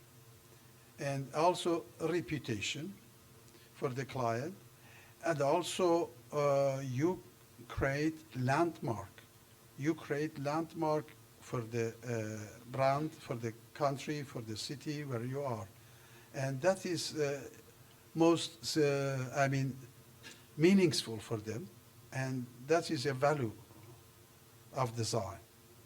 So this is always a discussion, and this process we should go through, and we must go many case study visit. We must have workshop in order to convince them. The case in both in Trondheim, we have seen some unsuccessful project before that I have evaluated become true. And the minister asked us, okay, we invest whatever required this without any limit to create a successful hospital. So that is my experience, 30 years in this branch worldwide. We try to convince the client by those, by approaches. Very simple. We must have very creative approach. We must be very open mind for everything is possible. And I think architect is the only profession that could lead this process and could coordinate this process with any other discipline. So that's why architects should be leading this process and create always the best possible solution. So I'm very convinced for that. And also I tell whatever required, myself and my team, my network, I can always introduce to you if you are agreed, if you are interested for any subject. Prison design, school environment, elderly care, hospital design, urban design. We have top experts in the world. They are very successful, and they can assist you as partner, as networking, whatever. And even case study, I can show you worldwide. We can send people to see the successful example worldwide. So you must look around the world. Actually, you have two countries close to you, Singapore and Australia. They are very advanced in those areas. Australia much more than Singapore, actually. So that's, I must say. But it's the choices, the matter of choices. So I say there is many opportunity that you can do that actually. Maybe we want to ask Sarly, following up from that question, how does GBI help us to achieve salutogenesis in healthcare facilities? Thank you, David. For GBI, actually, it's just beyond energy and all that. In fact, when we developed GBI, it is based on a human-centric sustainability means, and that is why the indoor environmental quality is one of the core pillars of the 6 criteria that GBI has. So whatever that you have mentioned, we try to quantify it in the tool with natural daylight, fresh ventilation, thermal acoustics, low VOC, all the natural way that we have been programmed to. Because the thing about humans is that we live in all this modernism, but our software is still 200,000 years old. So we need to adapt to that software, and we cannot just design willy-nilly. And a true sustainable building makes people more productive. That means that it makes them healthier, their mental well-being better. So at GBI, that is always the case. And anything that pushes that boundary, we can put it inside innovation point. For example, the hospital that you showed with perhaps a large aquarium, but sustainable value, there may be some sustainable value there, recycling water, whatever, but mental health value, there's a lot there, which is benefits the users so much. So in terms of innovation, I think there is a lot more to push, and GBI is always forward-looking in this sense, not just in terms of indoor environmental quality, but of course the spirit of being able to change things towards better and more sustainable human-centric nature of the tool. Thank you, Sarly. Onwards to Datin Norwina. We'd like to ask her about Malaysia offers one of the most affordable public healthcare systems in the world. How can we realistically introduce elements of salutogenic principles within the healthcare system in Malaysia without increasing drastically the healthcare construction costs?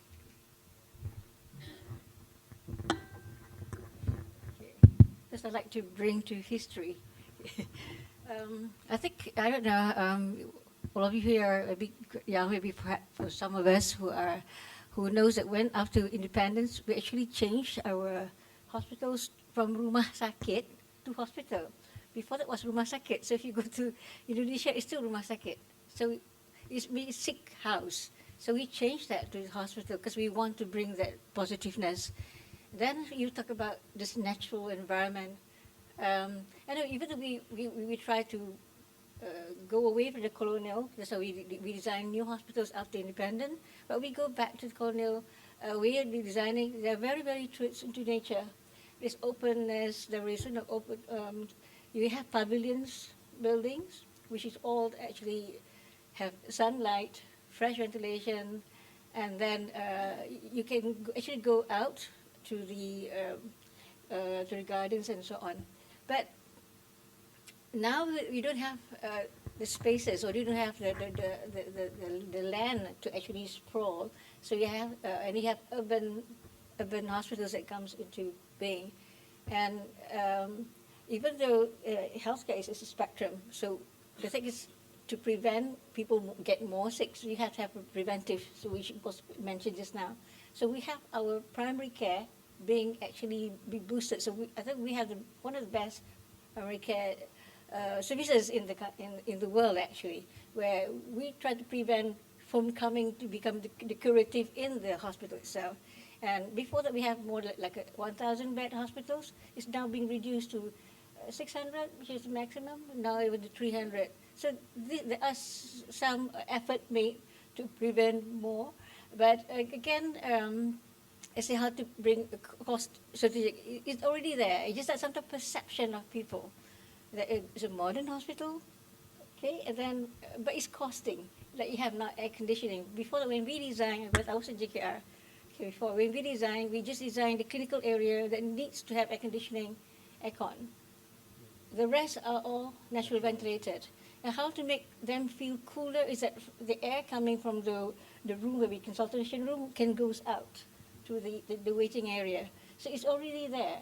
But the people insist, we want aircon waiting area. We want this, because if without aircon, you don't feel comfort. But of course now, where you are doing designing in urban area where you have heat island, then you may need to have some sort of ventilation, mechanical ventilation to help to cool the condition. And I think if you read my article some time ago on towards the green agenda, hospital towards the green agenda, we try to describe how it was in the colonial days and to the modern, where things get into too dense, what do you call it?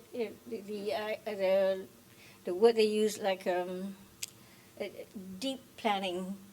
That's where the problem comes into being. Okay, so I think naturally as architects we try to design something that is very salutogenic because we go on safety, health, less maintenance, and all into design and also choosing of the material for long term. But subsequently, after we give the key or the handle over to the client, then more things come in, and in the end it gets collected and crowded and so on. Maybe that more or less. We also have a similar situation when we designed Cybergel Hospital. After 3 years, they discovered that the energy efficiency has dropped. And then when we went back to audit it, there was one person working 24 hours, but was using the whole department's air conditioning for himself. So it was a matter of trying to understand where to allocate the resources so that we can keep the cost down for public healthcare. Back to the next question. The next set of questions is about designing against chronic disease. So in Malaysia, we know that heart disease as well as diabetes are the leading causes of death in Malaysia. And these diseases are both hereditary and lifestyle related. What structural improvements does our health infrastructure require to mitigate these trends? These questions for Datin Norwina. I think just taking what Alan says about, from the address that you come from, it tells. So I think in the whole of Malaysia, everybody knows I'm a Kelantanese, so diabetic is quite rampant there, common there, because we all eat like sweets. Okay, but then now it becomes a national thing, and then and you can see in the statistics, diabetes called a triple thing, getting up and up. So I think again, as rightly said, environment do have contribution. We are lazy because we want comfort. So comfort, we do have not balance between health and comfort in a way, and that's why the problem came. We have incidents where when we design spaces within the hospitals to not allow too much of comfort, like having lifts nearby, have a bit away or hidden, so that people can actually use stairs rather than use lift. As lift should be an alternate. And of course, in terms of distance, there is always conflict in hospitals where you have to be nearby so that staff circulation is less. But if it's too near, then you may create the other problem. So in the government actually, they have actually come up with a campaign about self-empowering. So actually there was I think in the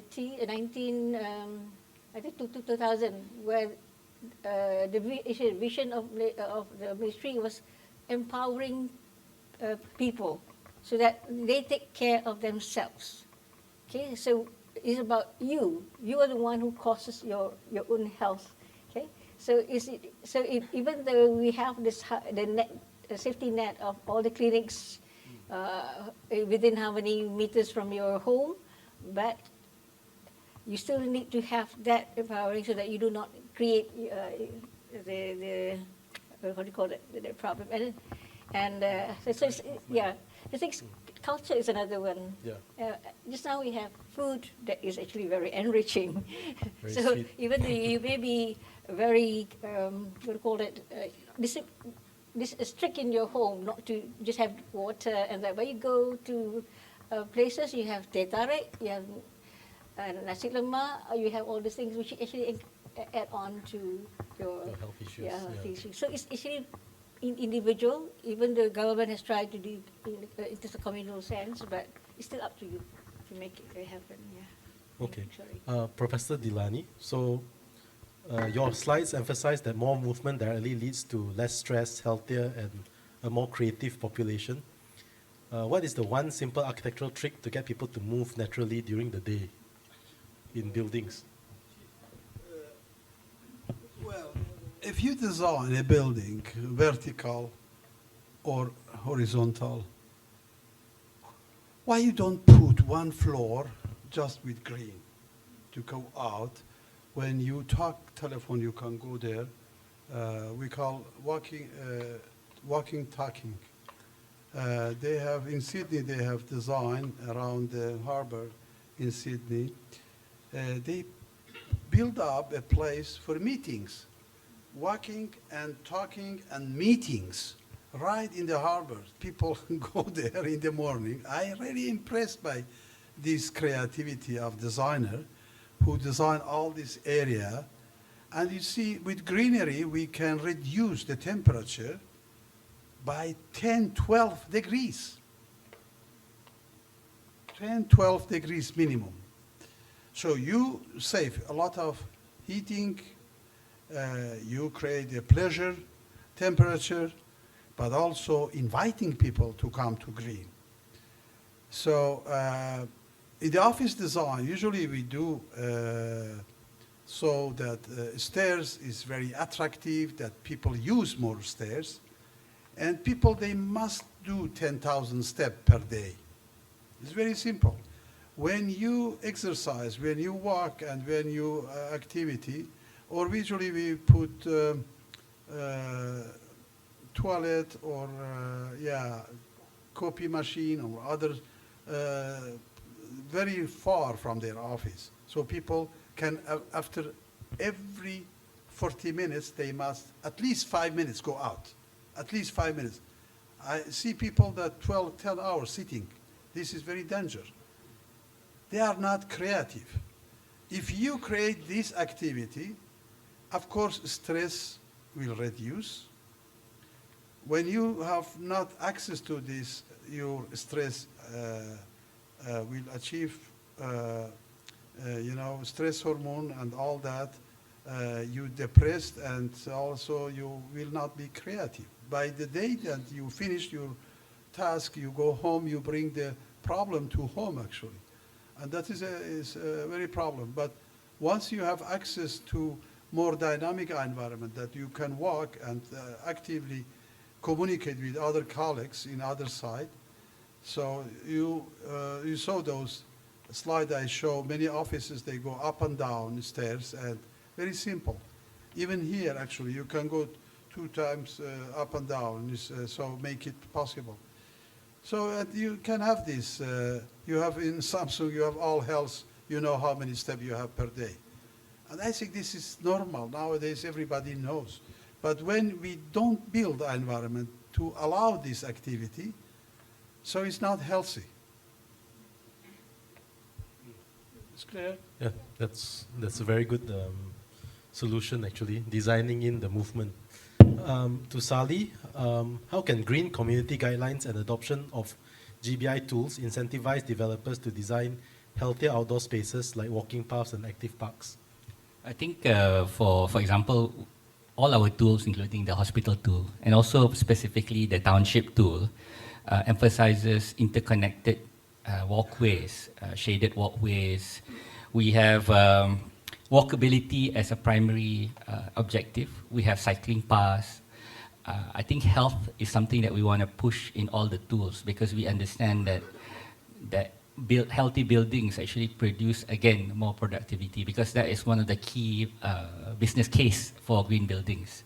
So to move people toward green building, to invest, is not just about better energy performance. It's about creating better environments for people. And that's where even things like you have green courtyards in many of these buildings. Even we talk about, for example, a hospital, since we're talking about hospitals, we have a hospital tool developed with the Ministry of Health and KPJ for the private side. A lot of the newer hospitals now have courtyards, and which give lighting into the building. Yeah? So you don't have to, not just save on energy, but of course you get to see the outside, you get to have better daylighting. So it's a compounding thing that leverages on smart design to actually give maximum result. So it would be not very intelligent not to actually follow this guideline. GBI only makes it quantifiable because it measures the response and how it's done. But the design, still, what Prof. Dilani mentioned, if you follow that, you should be able to score. I suppose the quantification and having data to prove the case is important. Is there a lot of data that we can harness to convince our clients on this matter? Definitely, because as part of this idea of pushing better buildings, almost all GBI buildings have post-occupancy surveys, which normally you don't do. You don't know, as an architect or as a developer, you don't know how well your building has performed. But a post-occupancy survey means that people give feedback. How is it run, and what is good, what is bad? Yeah, so that after 3 years, you want to re-evaluate your building for another GBI certification, for example, you have points where you want to improve. So I think having that data available helps organizations or building owners to actually improve their living environment and their working environment. Okay. So the next cycle of questions, I'd like to ask Professor Dilani about Senola's hospital. What is the one core design feature they used that contributed significantly to reducing patient stress?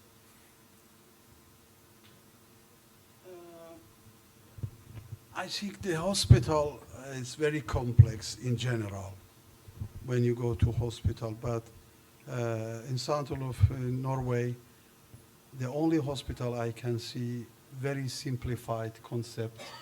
Simplicity of the hospital is a major task for architect, that you can easy to navigate, to come to the hospital and to leave the hospital. So this hospital become easily integrated with the urban room of the city as a kind of urban room that people recognize it.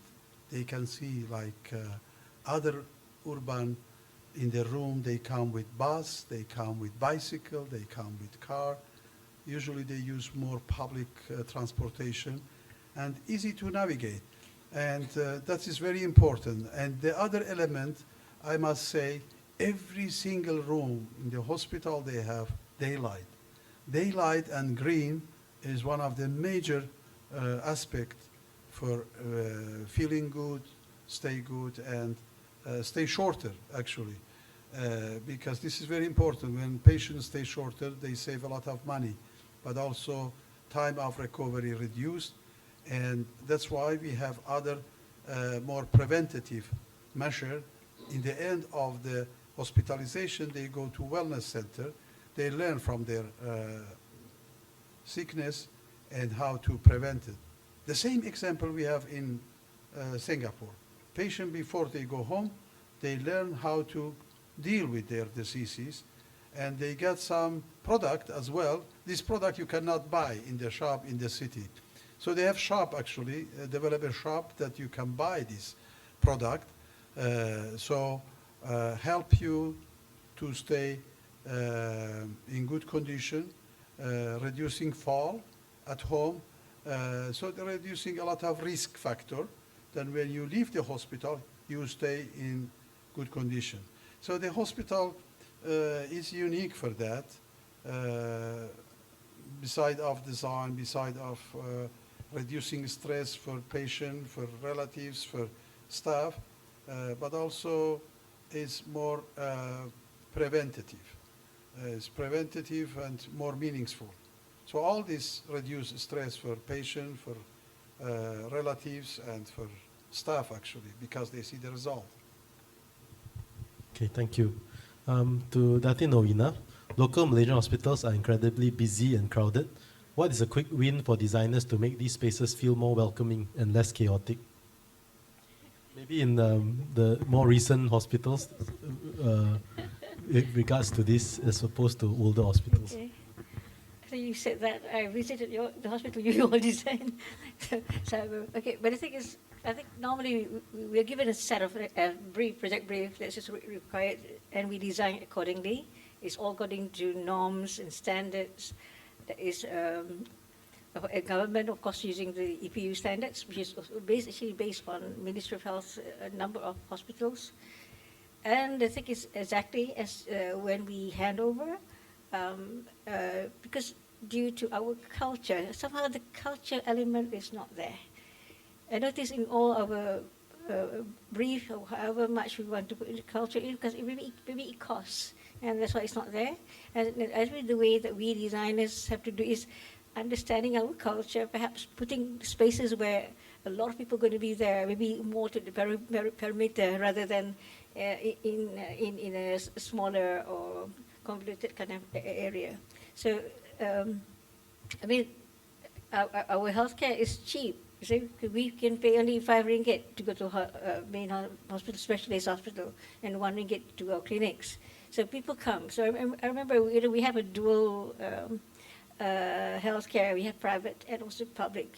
The thing is, even though whoever can't afford in the private will come back, because public healthcare is for all Malaysians, okay? And we can. I mean, and the fund that the government has to be the design for hospital has to be approved by EPU. So sometimes standard brief has to be approved by EPU, and it's going to repeat. So it's the same brief, but you may have a different design in different part of the country. Before that, it was just standard plan, okay, standard plan of GKR all over the country. But here you have now you have new architects designing, but still on the same brief. Maybe so it's very the little. adjacencies, right? Yeah, so yeah, agencies like, for example, especially specialist clinics, when you know people coming to medical will be more than ENT perhaps. So the way you arrange the clinics have to be something that can take over. So you have soft space, hard space. So all these things have to be part of your planning so that it can take the crowd away. But and again, I think if we go back during COVID days, it was quite less crowded, have more ventilation and so on. But I guess now it's open, anybody can come. So you have your grandmother, your grandfather, they're all coming. So that's part of culture. And we feel supported. And that's salutogenic also, even though it's crowded. Right. So visually, yes, but maybe comfort is there. Another one is digital. I think you can bring people away, but if you can see the digital call, you know that you're not missing. That's right. Okay, from there. So again, the feeling of being left out. Maybe they don't have to wait so long. They can use the apps or whatever. That they can Yeah, come because I at think the right time. I think what I learned from Japan was that when you register at the clinic in the hospital, they give you they call it smart, not smart. What do you call last time? It's actually a call, so you can put in your pocket. You can go to the mall, and then it's time to pager, Then you time to come. So you don't really wait in front. But you can have more time with the family members elsewhere, and then come to the place. So maybe I think the technology has to go with the architecture now. that's right. Yes. Yes, thanks. Yeah. Okay, Sarly, in our hot tropical climate, open spaces with natural daylight are great for mood, but it affects our cooling load. So how do we balance wellness, design, and green efficiency energy matrix? Very good question. I think, for example, doesn't mean that a building without aircon is not nice or not comfortable. That's why many of you maybe not know that when we developed the GBI, it was based on the kampong house. Because we wanted to say, because a lot of the green rating systems depended on air conditioning. But we wanted that if the kampong house was the most sustainable building ever, in fact, the exact house was the Terengganu house. So when you look at that and the evolution of modern tropical architecture, a lot of resorts, very comfortable to live in, to visit and whatnot. So a modern day hospital should be like that. You have your air conditioning spaces in your room, but corridors, of course you have corridors that are open, interlinked with courtyards. It makes it pleasant, and the energy consumption is very low. And of course, it is enhanced with vegetation, enhanced with all the other elements that both Prof. Dilani and Datin Norwina has mentioned, daylight. So if in terms of design, I don't see an issue with incorporating a hybrid model of ventilation and air conditioning into the picture. It's just that we have been so influenced, a lot of us educated with modernism and this homogeneous type of building that is not really suitable for our environment anymore. So we need to go back home and look at the kampong house and try to design hospital like that. Okay. For the last cycle of questions, I'd like to direct the first question to Professor Dilani. The theme for the upcoming Sarawak Congress explicitly links climate-responsive design with healthy cities. In simple terms, how does climate-resilient neighborhoods make its citizens physically healthier? I think one of the major issues when we came here, our World Congress, they are very interested that we do also in Sarawak, because in Sarawak is number 10 healthy city in the world. And it's very clear, the city is very clean, is very green, And I think also there is designed a pathway that people can walk in the mornings close to the parliament, to the riverside. And they have created this activity. And where they have pathway for walking, they have all three. So shadow is very nice, both in the morning, people outside walking the path, also in the evening. So they created actually the condition for a healthy lifestyle for people. And of course this helped a lot, and corresponding the climate change, all this with all those parks they have built, very clean, nice, people visiting the park actually. So this is the characteristics of the city, and we are very proud to go there and invite you to be part of this Congress. Thank you, Professor. Sarly, architects face an engineering paradox, sealing a building, as you said earlier, sealing a building for green energy efficiency versus opening it up for nature and health. How do we solve this problem using sustainable technology? Are there any buildings that you can reference that we can go and visit or see how they can incorporate these two elements together? I think this building is one of the best building to see. That you can see that a lot of the corridors are open and whatnot. But I think if you're talking about hospitals, we have many newer hospitals. I think the one in the platinum-rated hospital in Cyberjaya also is a good example. There are a lot of open spaces that are naturally ventilated. And as I mentioned, natural ventilation is not something new. It is something that we need to rediscover. Yeah, and in GBI, we have the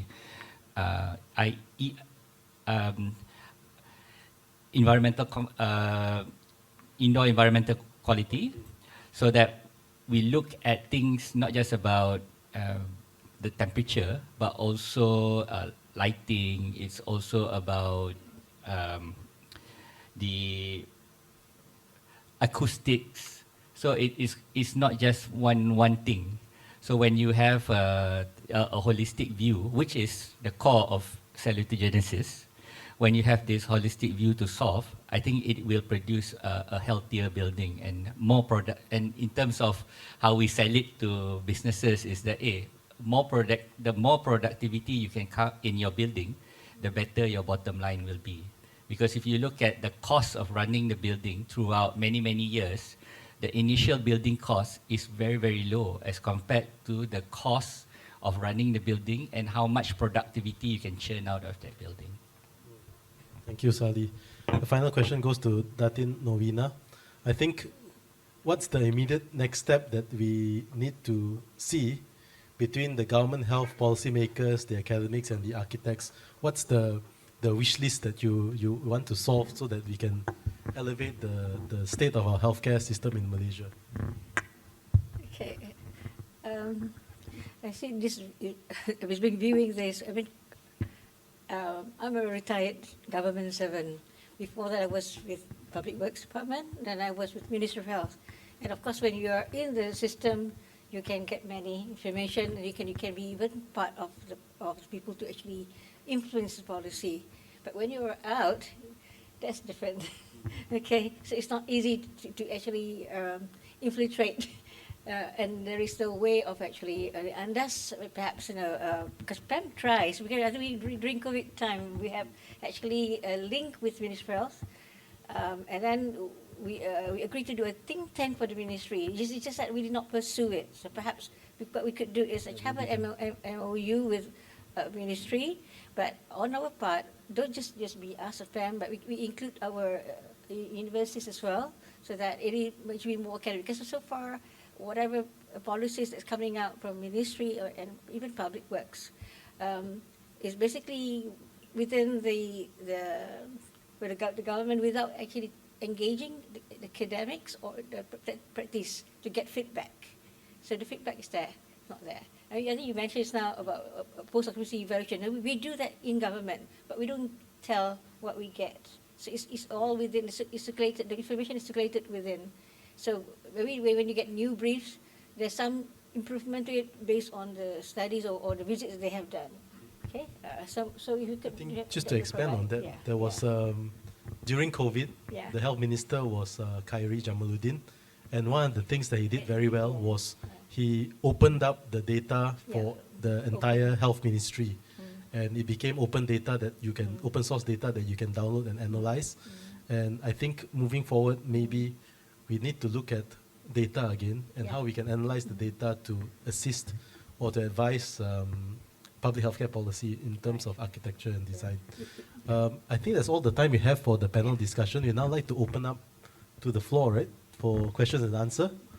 Yes, architecture. Question for Professor Datin. Since you're the world expert in healthy living, how long do you expect yourself to live up to? And what are your daily habits to achieve that goal? To be honest, I'm not. It's not my goal to live longer. My goal is to be unhealthy, healthy condition, not suffering. I moved from Sweden to South France, close to Italy, because of the climate. I hated the cold weather of Scandinavia. Even in Scandinavia, I traveled 200 flights per year almost. So the best climate in the world is Mediterranean, because not humid and never below 15 degrees and never more than 32 degrees, never.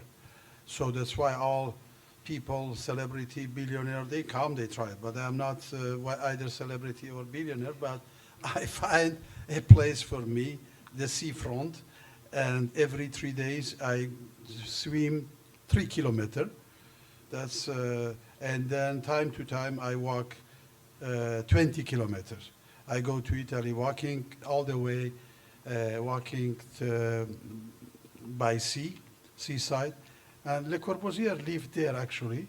And we have Promenade Le Corbusier because he died there as well. So he swam there and one day finished. And I hope that I die the same because it's the best way. Not suffering, but have life quality. And also food, it's very healthy food. I go in the mountain, I bring honey, I bring oil, olive oil.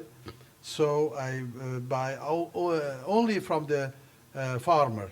Farmer, they bring the vegetables in the morning. I go there, I bring fish in the sea. So I eat this healthy, that's all. And thanks to that, I have never hospitalized, never used any medicine, any drug. And I think everyone should do that. Why we should expose her for risk factor? Even in this country, you can create this. It's not a big deal that. So it's not a matter of how long you live. It's a matter of the quality of life. So. Okay. Thank you. Next question. Anyone else? I have a burning question to ask Professor Dilani. Oh, we have to have a 20-minute session actually for questions and answers. Oh, yes. This is a question for Datin Seri Norwina. How does one certify to become a medical planner in Malaysia? And what does JKR look into? Do they look into our certificates or more of experiences? I don't know how to answer this actually. I think there is no body to certify whether you are a medical planner or not. It's just that I think it's a requirement if you are doing public hospital that you are. There's a firm that that you have to be coming from a firm that has. This is under Ministry of Finance that identified you have to have a real doctor. Then you have the architect and the other discipline. So that is what MOF means. But I think in our areas that we said that we have a number of experience you have. But I think it's medical planner. This is my own view. Okay, I don't call myself medical planner. I call myself health facility planner because we are doing only health facility. We are not doing the medical part, because they left that to the medical profession. Okay, so we are supporting whatever the medical requirements are. So if you're interested in this field, of course there are courses. We don't have it here in the country, but we try, but it's not easy because it goes back to, I think there's a number of countries who try to have it, but the requirements by MQA or universities that you need to have the market survey, how many people coming in, will there be sustainability of people in, so we cannot have it here. But there are other universities like in UK and Australia that have the courses that teach you on understanding. Actually, what I learned in UK, because I did my medical planning, medical architecture, is that we teach you the methodology of understanding healthcare system. So you need to know the country healthcare services, you need to know how the referral systems are, you need to know the basic before you can actually deal with the hospital project that you do, because you know there is an ecosystem that you need to understand. And then from there on, not only just a physical or technical requirement that you need to do, you have to keep abreast to all the technology, the medical intervention and come on. Because when you do project by project, just by experience, you may be repeating the experience, which is not necessary and irrelevant unless you question back. So if you receive the brief from the ministry or from any client, if you have a better understanding of the healthcare of that place and perhaps the provision that needs to be done in that hospital, you can question the client, because before you can actually finalize the brief itself. I think it happened to me when I was doing ACC Kota Baru, which is as a medical planner, okay, for that project.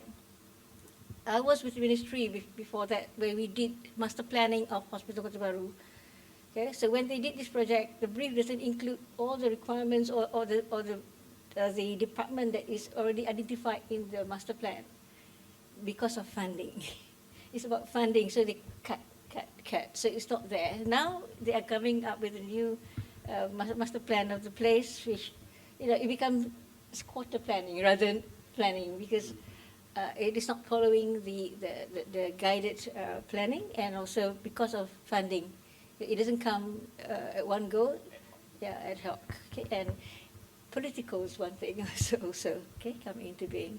So answering your questions, if you have your degree, then you try to venture into it, get to know more, and involve in the hospital projects, a number of hospital projects that they can actually get experience and can call yourself at least have experience in doing hospital planning or healthcare. I think that's it for now. Maybe the question can extend to Professor Dilani. Internationally, how do people get involved in health facility planning and get certified? I think maybe? This is a good question, and PAM should have a crucial role in that sector. We don't need to certify medical planner. I mean, we have international competition for all those major projects. And in Trondheim, I was chief advisor for them. And we invite 5 groups. 4 traditionally very famous architects. They have designed many hospitals. But then we said we wanted to have 1 group that have never designed hospital. Never. And the guy who came, Niels Torp, who designed airport in Oslo, who designed British headquarters in London, he designed many spectacular buildings for Olympic Winter Game. So he designed completely new concept for the hospital, because he know how to solve interaction people with environment. He come absolutely with new concept. So we had a very high price for number 1, number 2, number 3. Then we realized all those traditional architects famous for hospital design, equally they were the same concept, more or less. Nothing innovative. And more we studied, we say, no, we should not give any answer, any prize for second cell. We give only one prize. And the winner was Niels Torp, who has never designed hospital, who created decentralized hospital, and he created most innovative concept in the world at the time, and still is most innovative.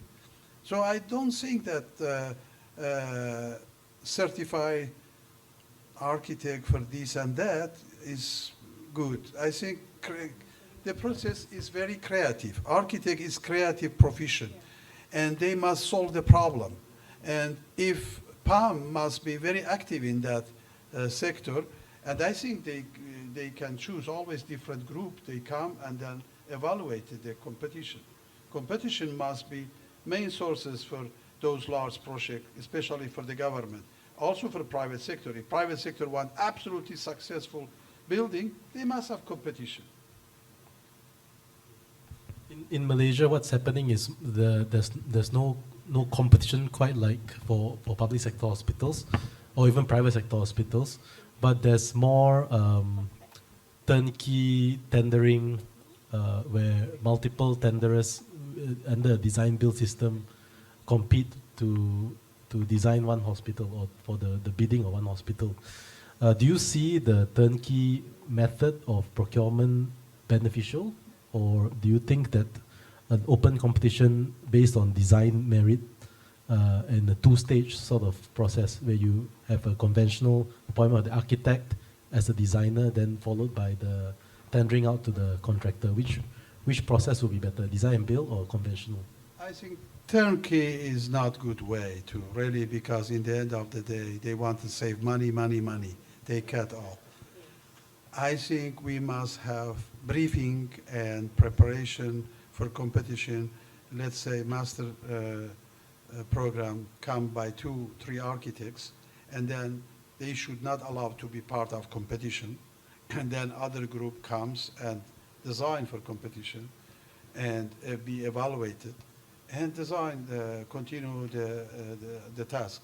This is the best way actually, once you have these separate and you look for the outcome. So turnkey is mainly good for public-private partnership. We have done in many cases public-private partnership. They wanted to have control entire, but for the country that need the capital is okay, but not for the country like Scandinavia. In Scandinavia, we don't need, for example, public-private partnership because the government, they have money. But for South Africa, we bring many hospital, public-private partnership, they invest and they bring hospital and they pay. Because public-private partnership is mainly to earn money to design and then reduce as much as possible. This is the case in many international we have seen. But all those successful, we have seen the result of competition. Okay, thank you for that answer. Are there any questions from the floor? Following up with that, yep. There's a mic coming behind you. Hi, I'm Hazurin. We have spoken a lot about hospitals. There's also parts of the slides where we've talked about schools. But I think one wave that we are actually neglecting, where the country is actually neglecting, is actually the aged care facility, senior living, something that is, whether we like it or not, we are living longer, we are living healthier, people are requiring spaces to live in. And I think the knowledge, the technology, the experience is probably not there yet. We are under investing definitely in terms of a percentage of our GDP in senior age in aged care. We fall way behind even Thailand. No? Our population is we are reaching probably 10 to 11% of those age 65 and above within the next 4 to 5 years, and we are nowhere ready. So I would like to know, from the panel, what do you think we need in terms of getting ourselves ready for this big wave? Professor, you want to start? I love to answer this question. It's a very important question. I have worked many years for elderly, and I had a PhD student from Korea become professor in my department. Still, she is in Sweden after 26 years. She got many prizes worldwide from Korea.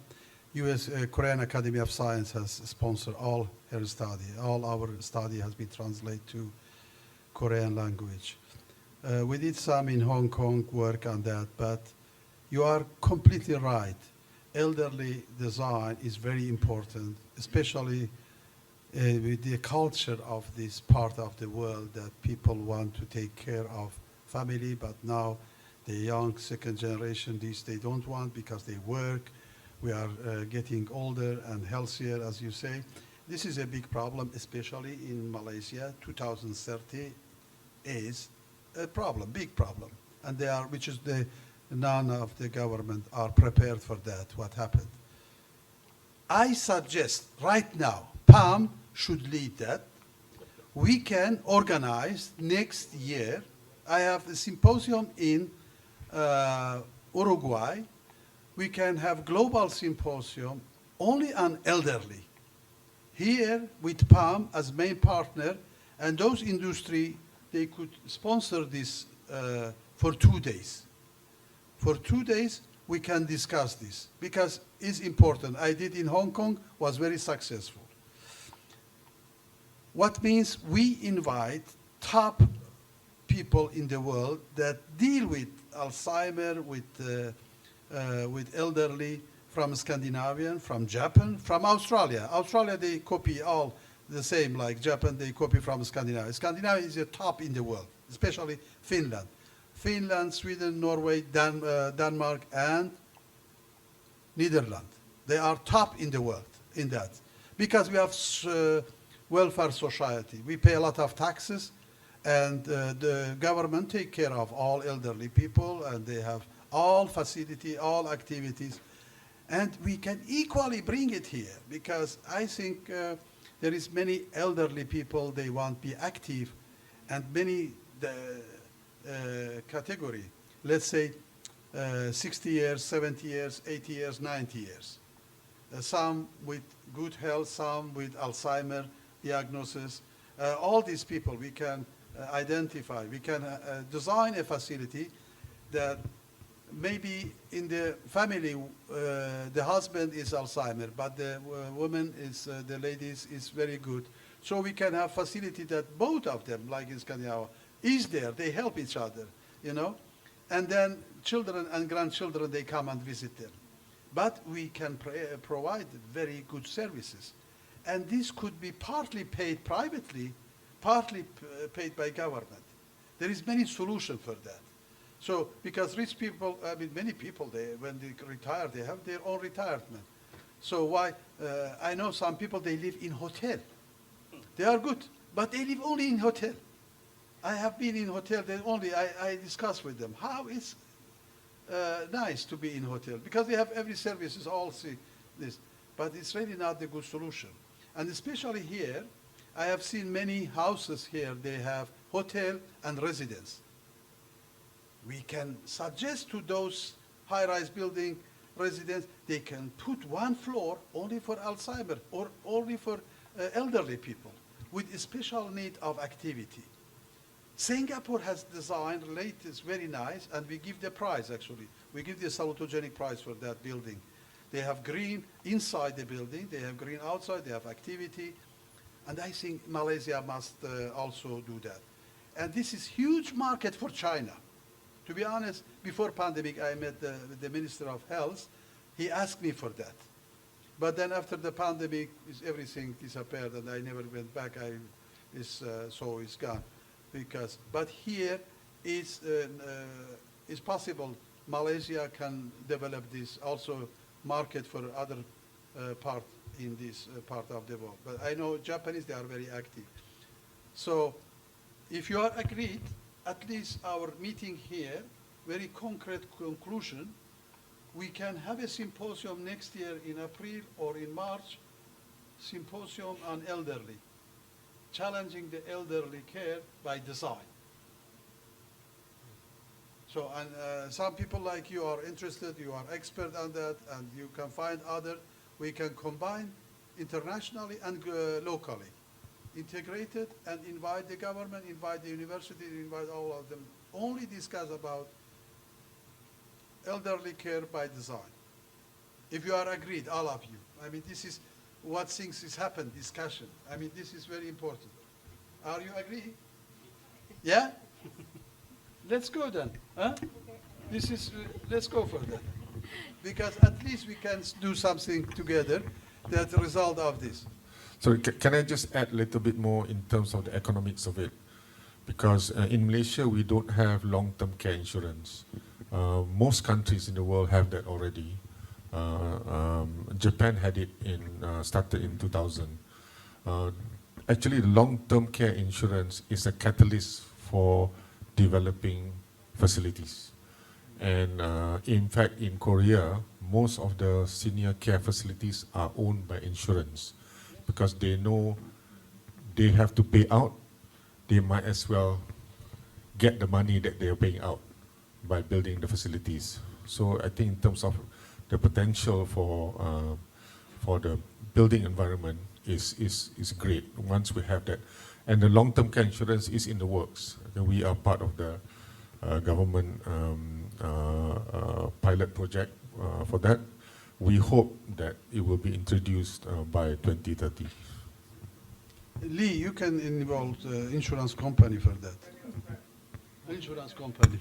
Maybe just to add on, I think, in fact, PAM already have, we are setting up a unit, or rather, starting this year on the elderly design or elderly matters. We're just coming up with a working paper to set that direction, which will also encompass what's already in the Malaysia plan. The Malaysia plan already identified what needs to be done in the next 5 years, and of course it will follow up to the other plans. But as architects, I think which is what will be our role to assist in making that possible seamlessly. And I think we also have to study a lot of literature on this. In fact, UPM is the one actually have a geriatric faculty on that, gerontology study of that, and basically at the moment most the studies talk about Malaysian wants to age in place, meaning wherever they are. So that is what. So bringing to homes is a cultural issue. So there are some that you need. There's already some home mix for the aged. They are the T20s who sell their home and actually stay in some sort of resort which they can pay, and then now we're looking on what the other strata of the society, the M40 and the B40s, but culturally we want to age in place. So this will be a part of our study before actually come up with any proposal, but more how architects should be have empathy in designing even for modern building or now buildings for the aged, because we have 3-generation houses, where we stay with I'm staying with my grandchild and my daughter, so we are already 3 generations in one house. So I think that's coming back to our culture. Just want to add that those who subscribe to The Age, there was a pull-out last week specifically on issues related to aging in Malaysia. So it'll be a good read. There's actually quite a lot of opinions and written in there by various people.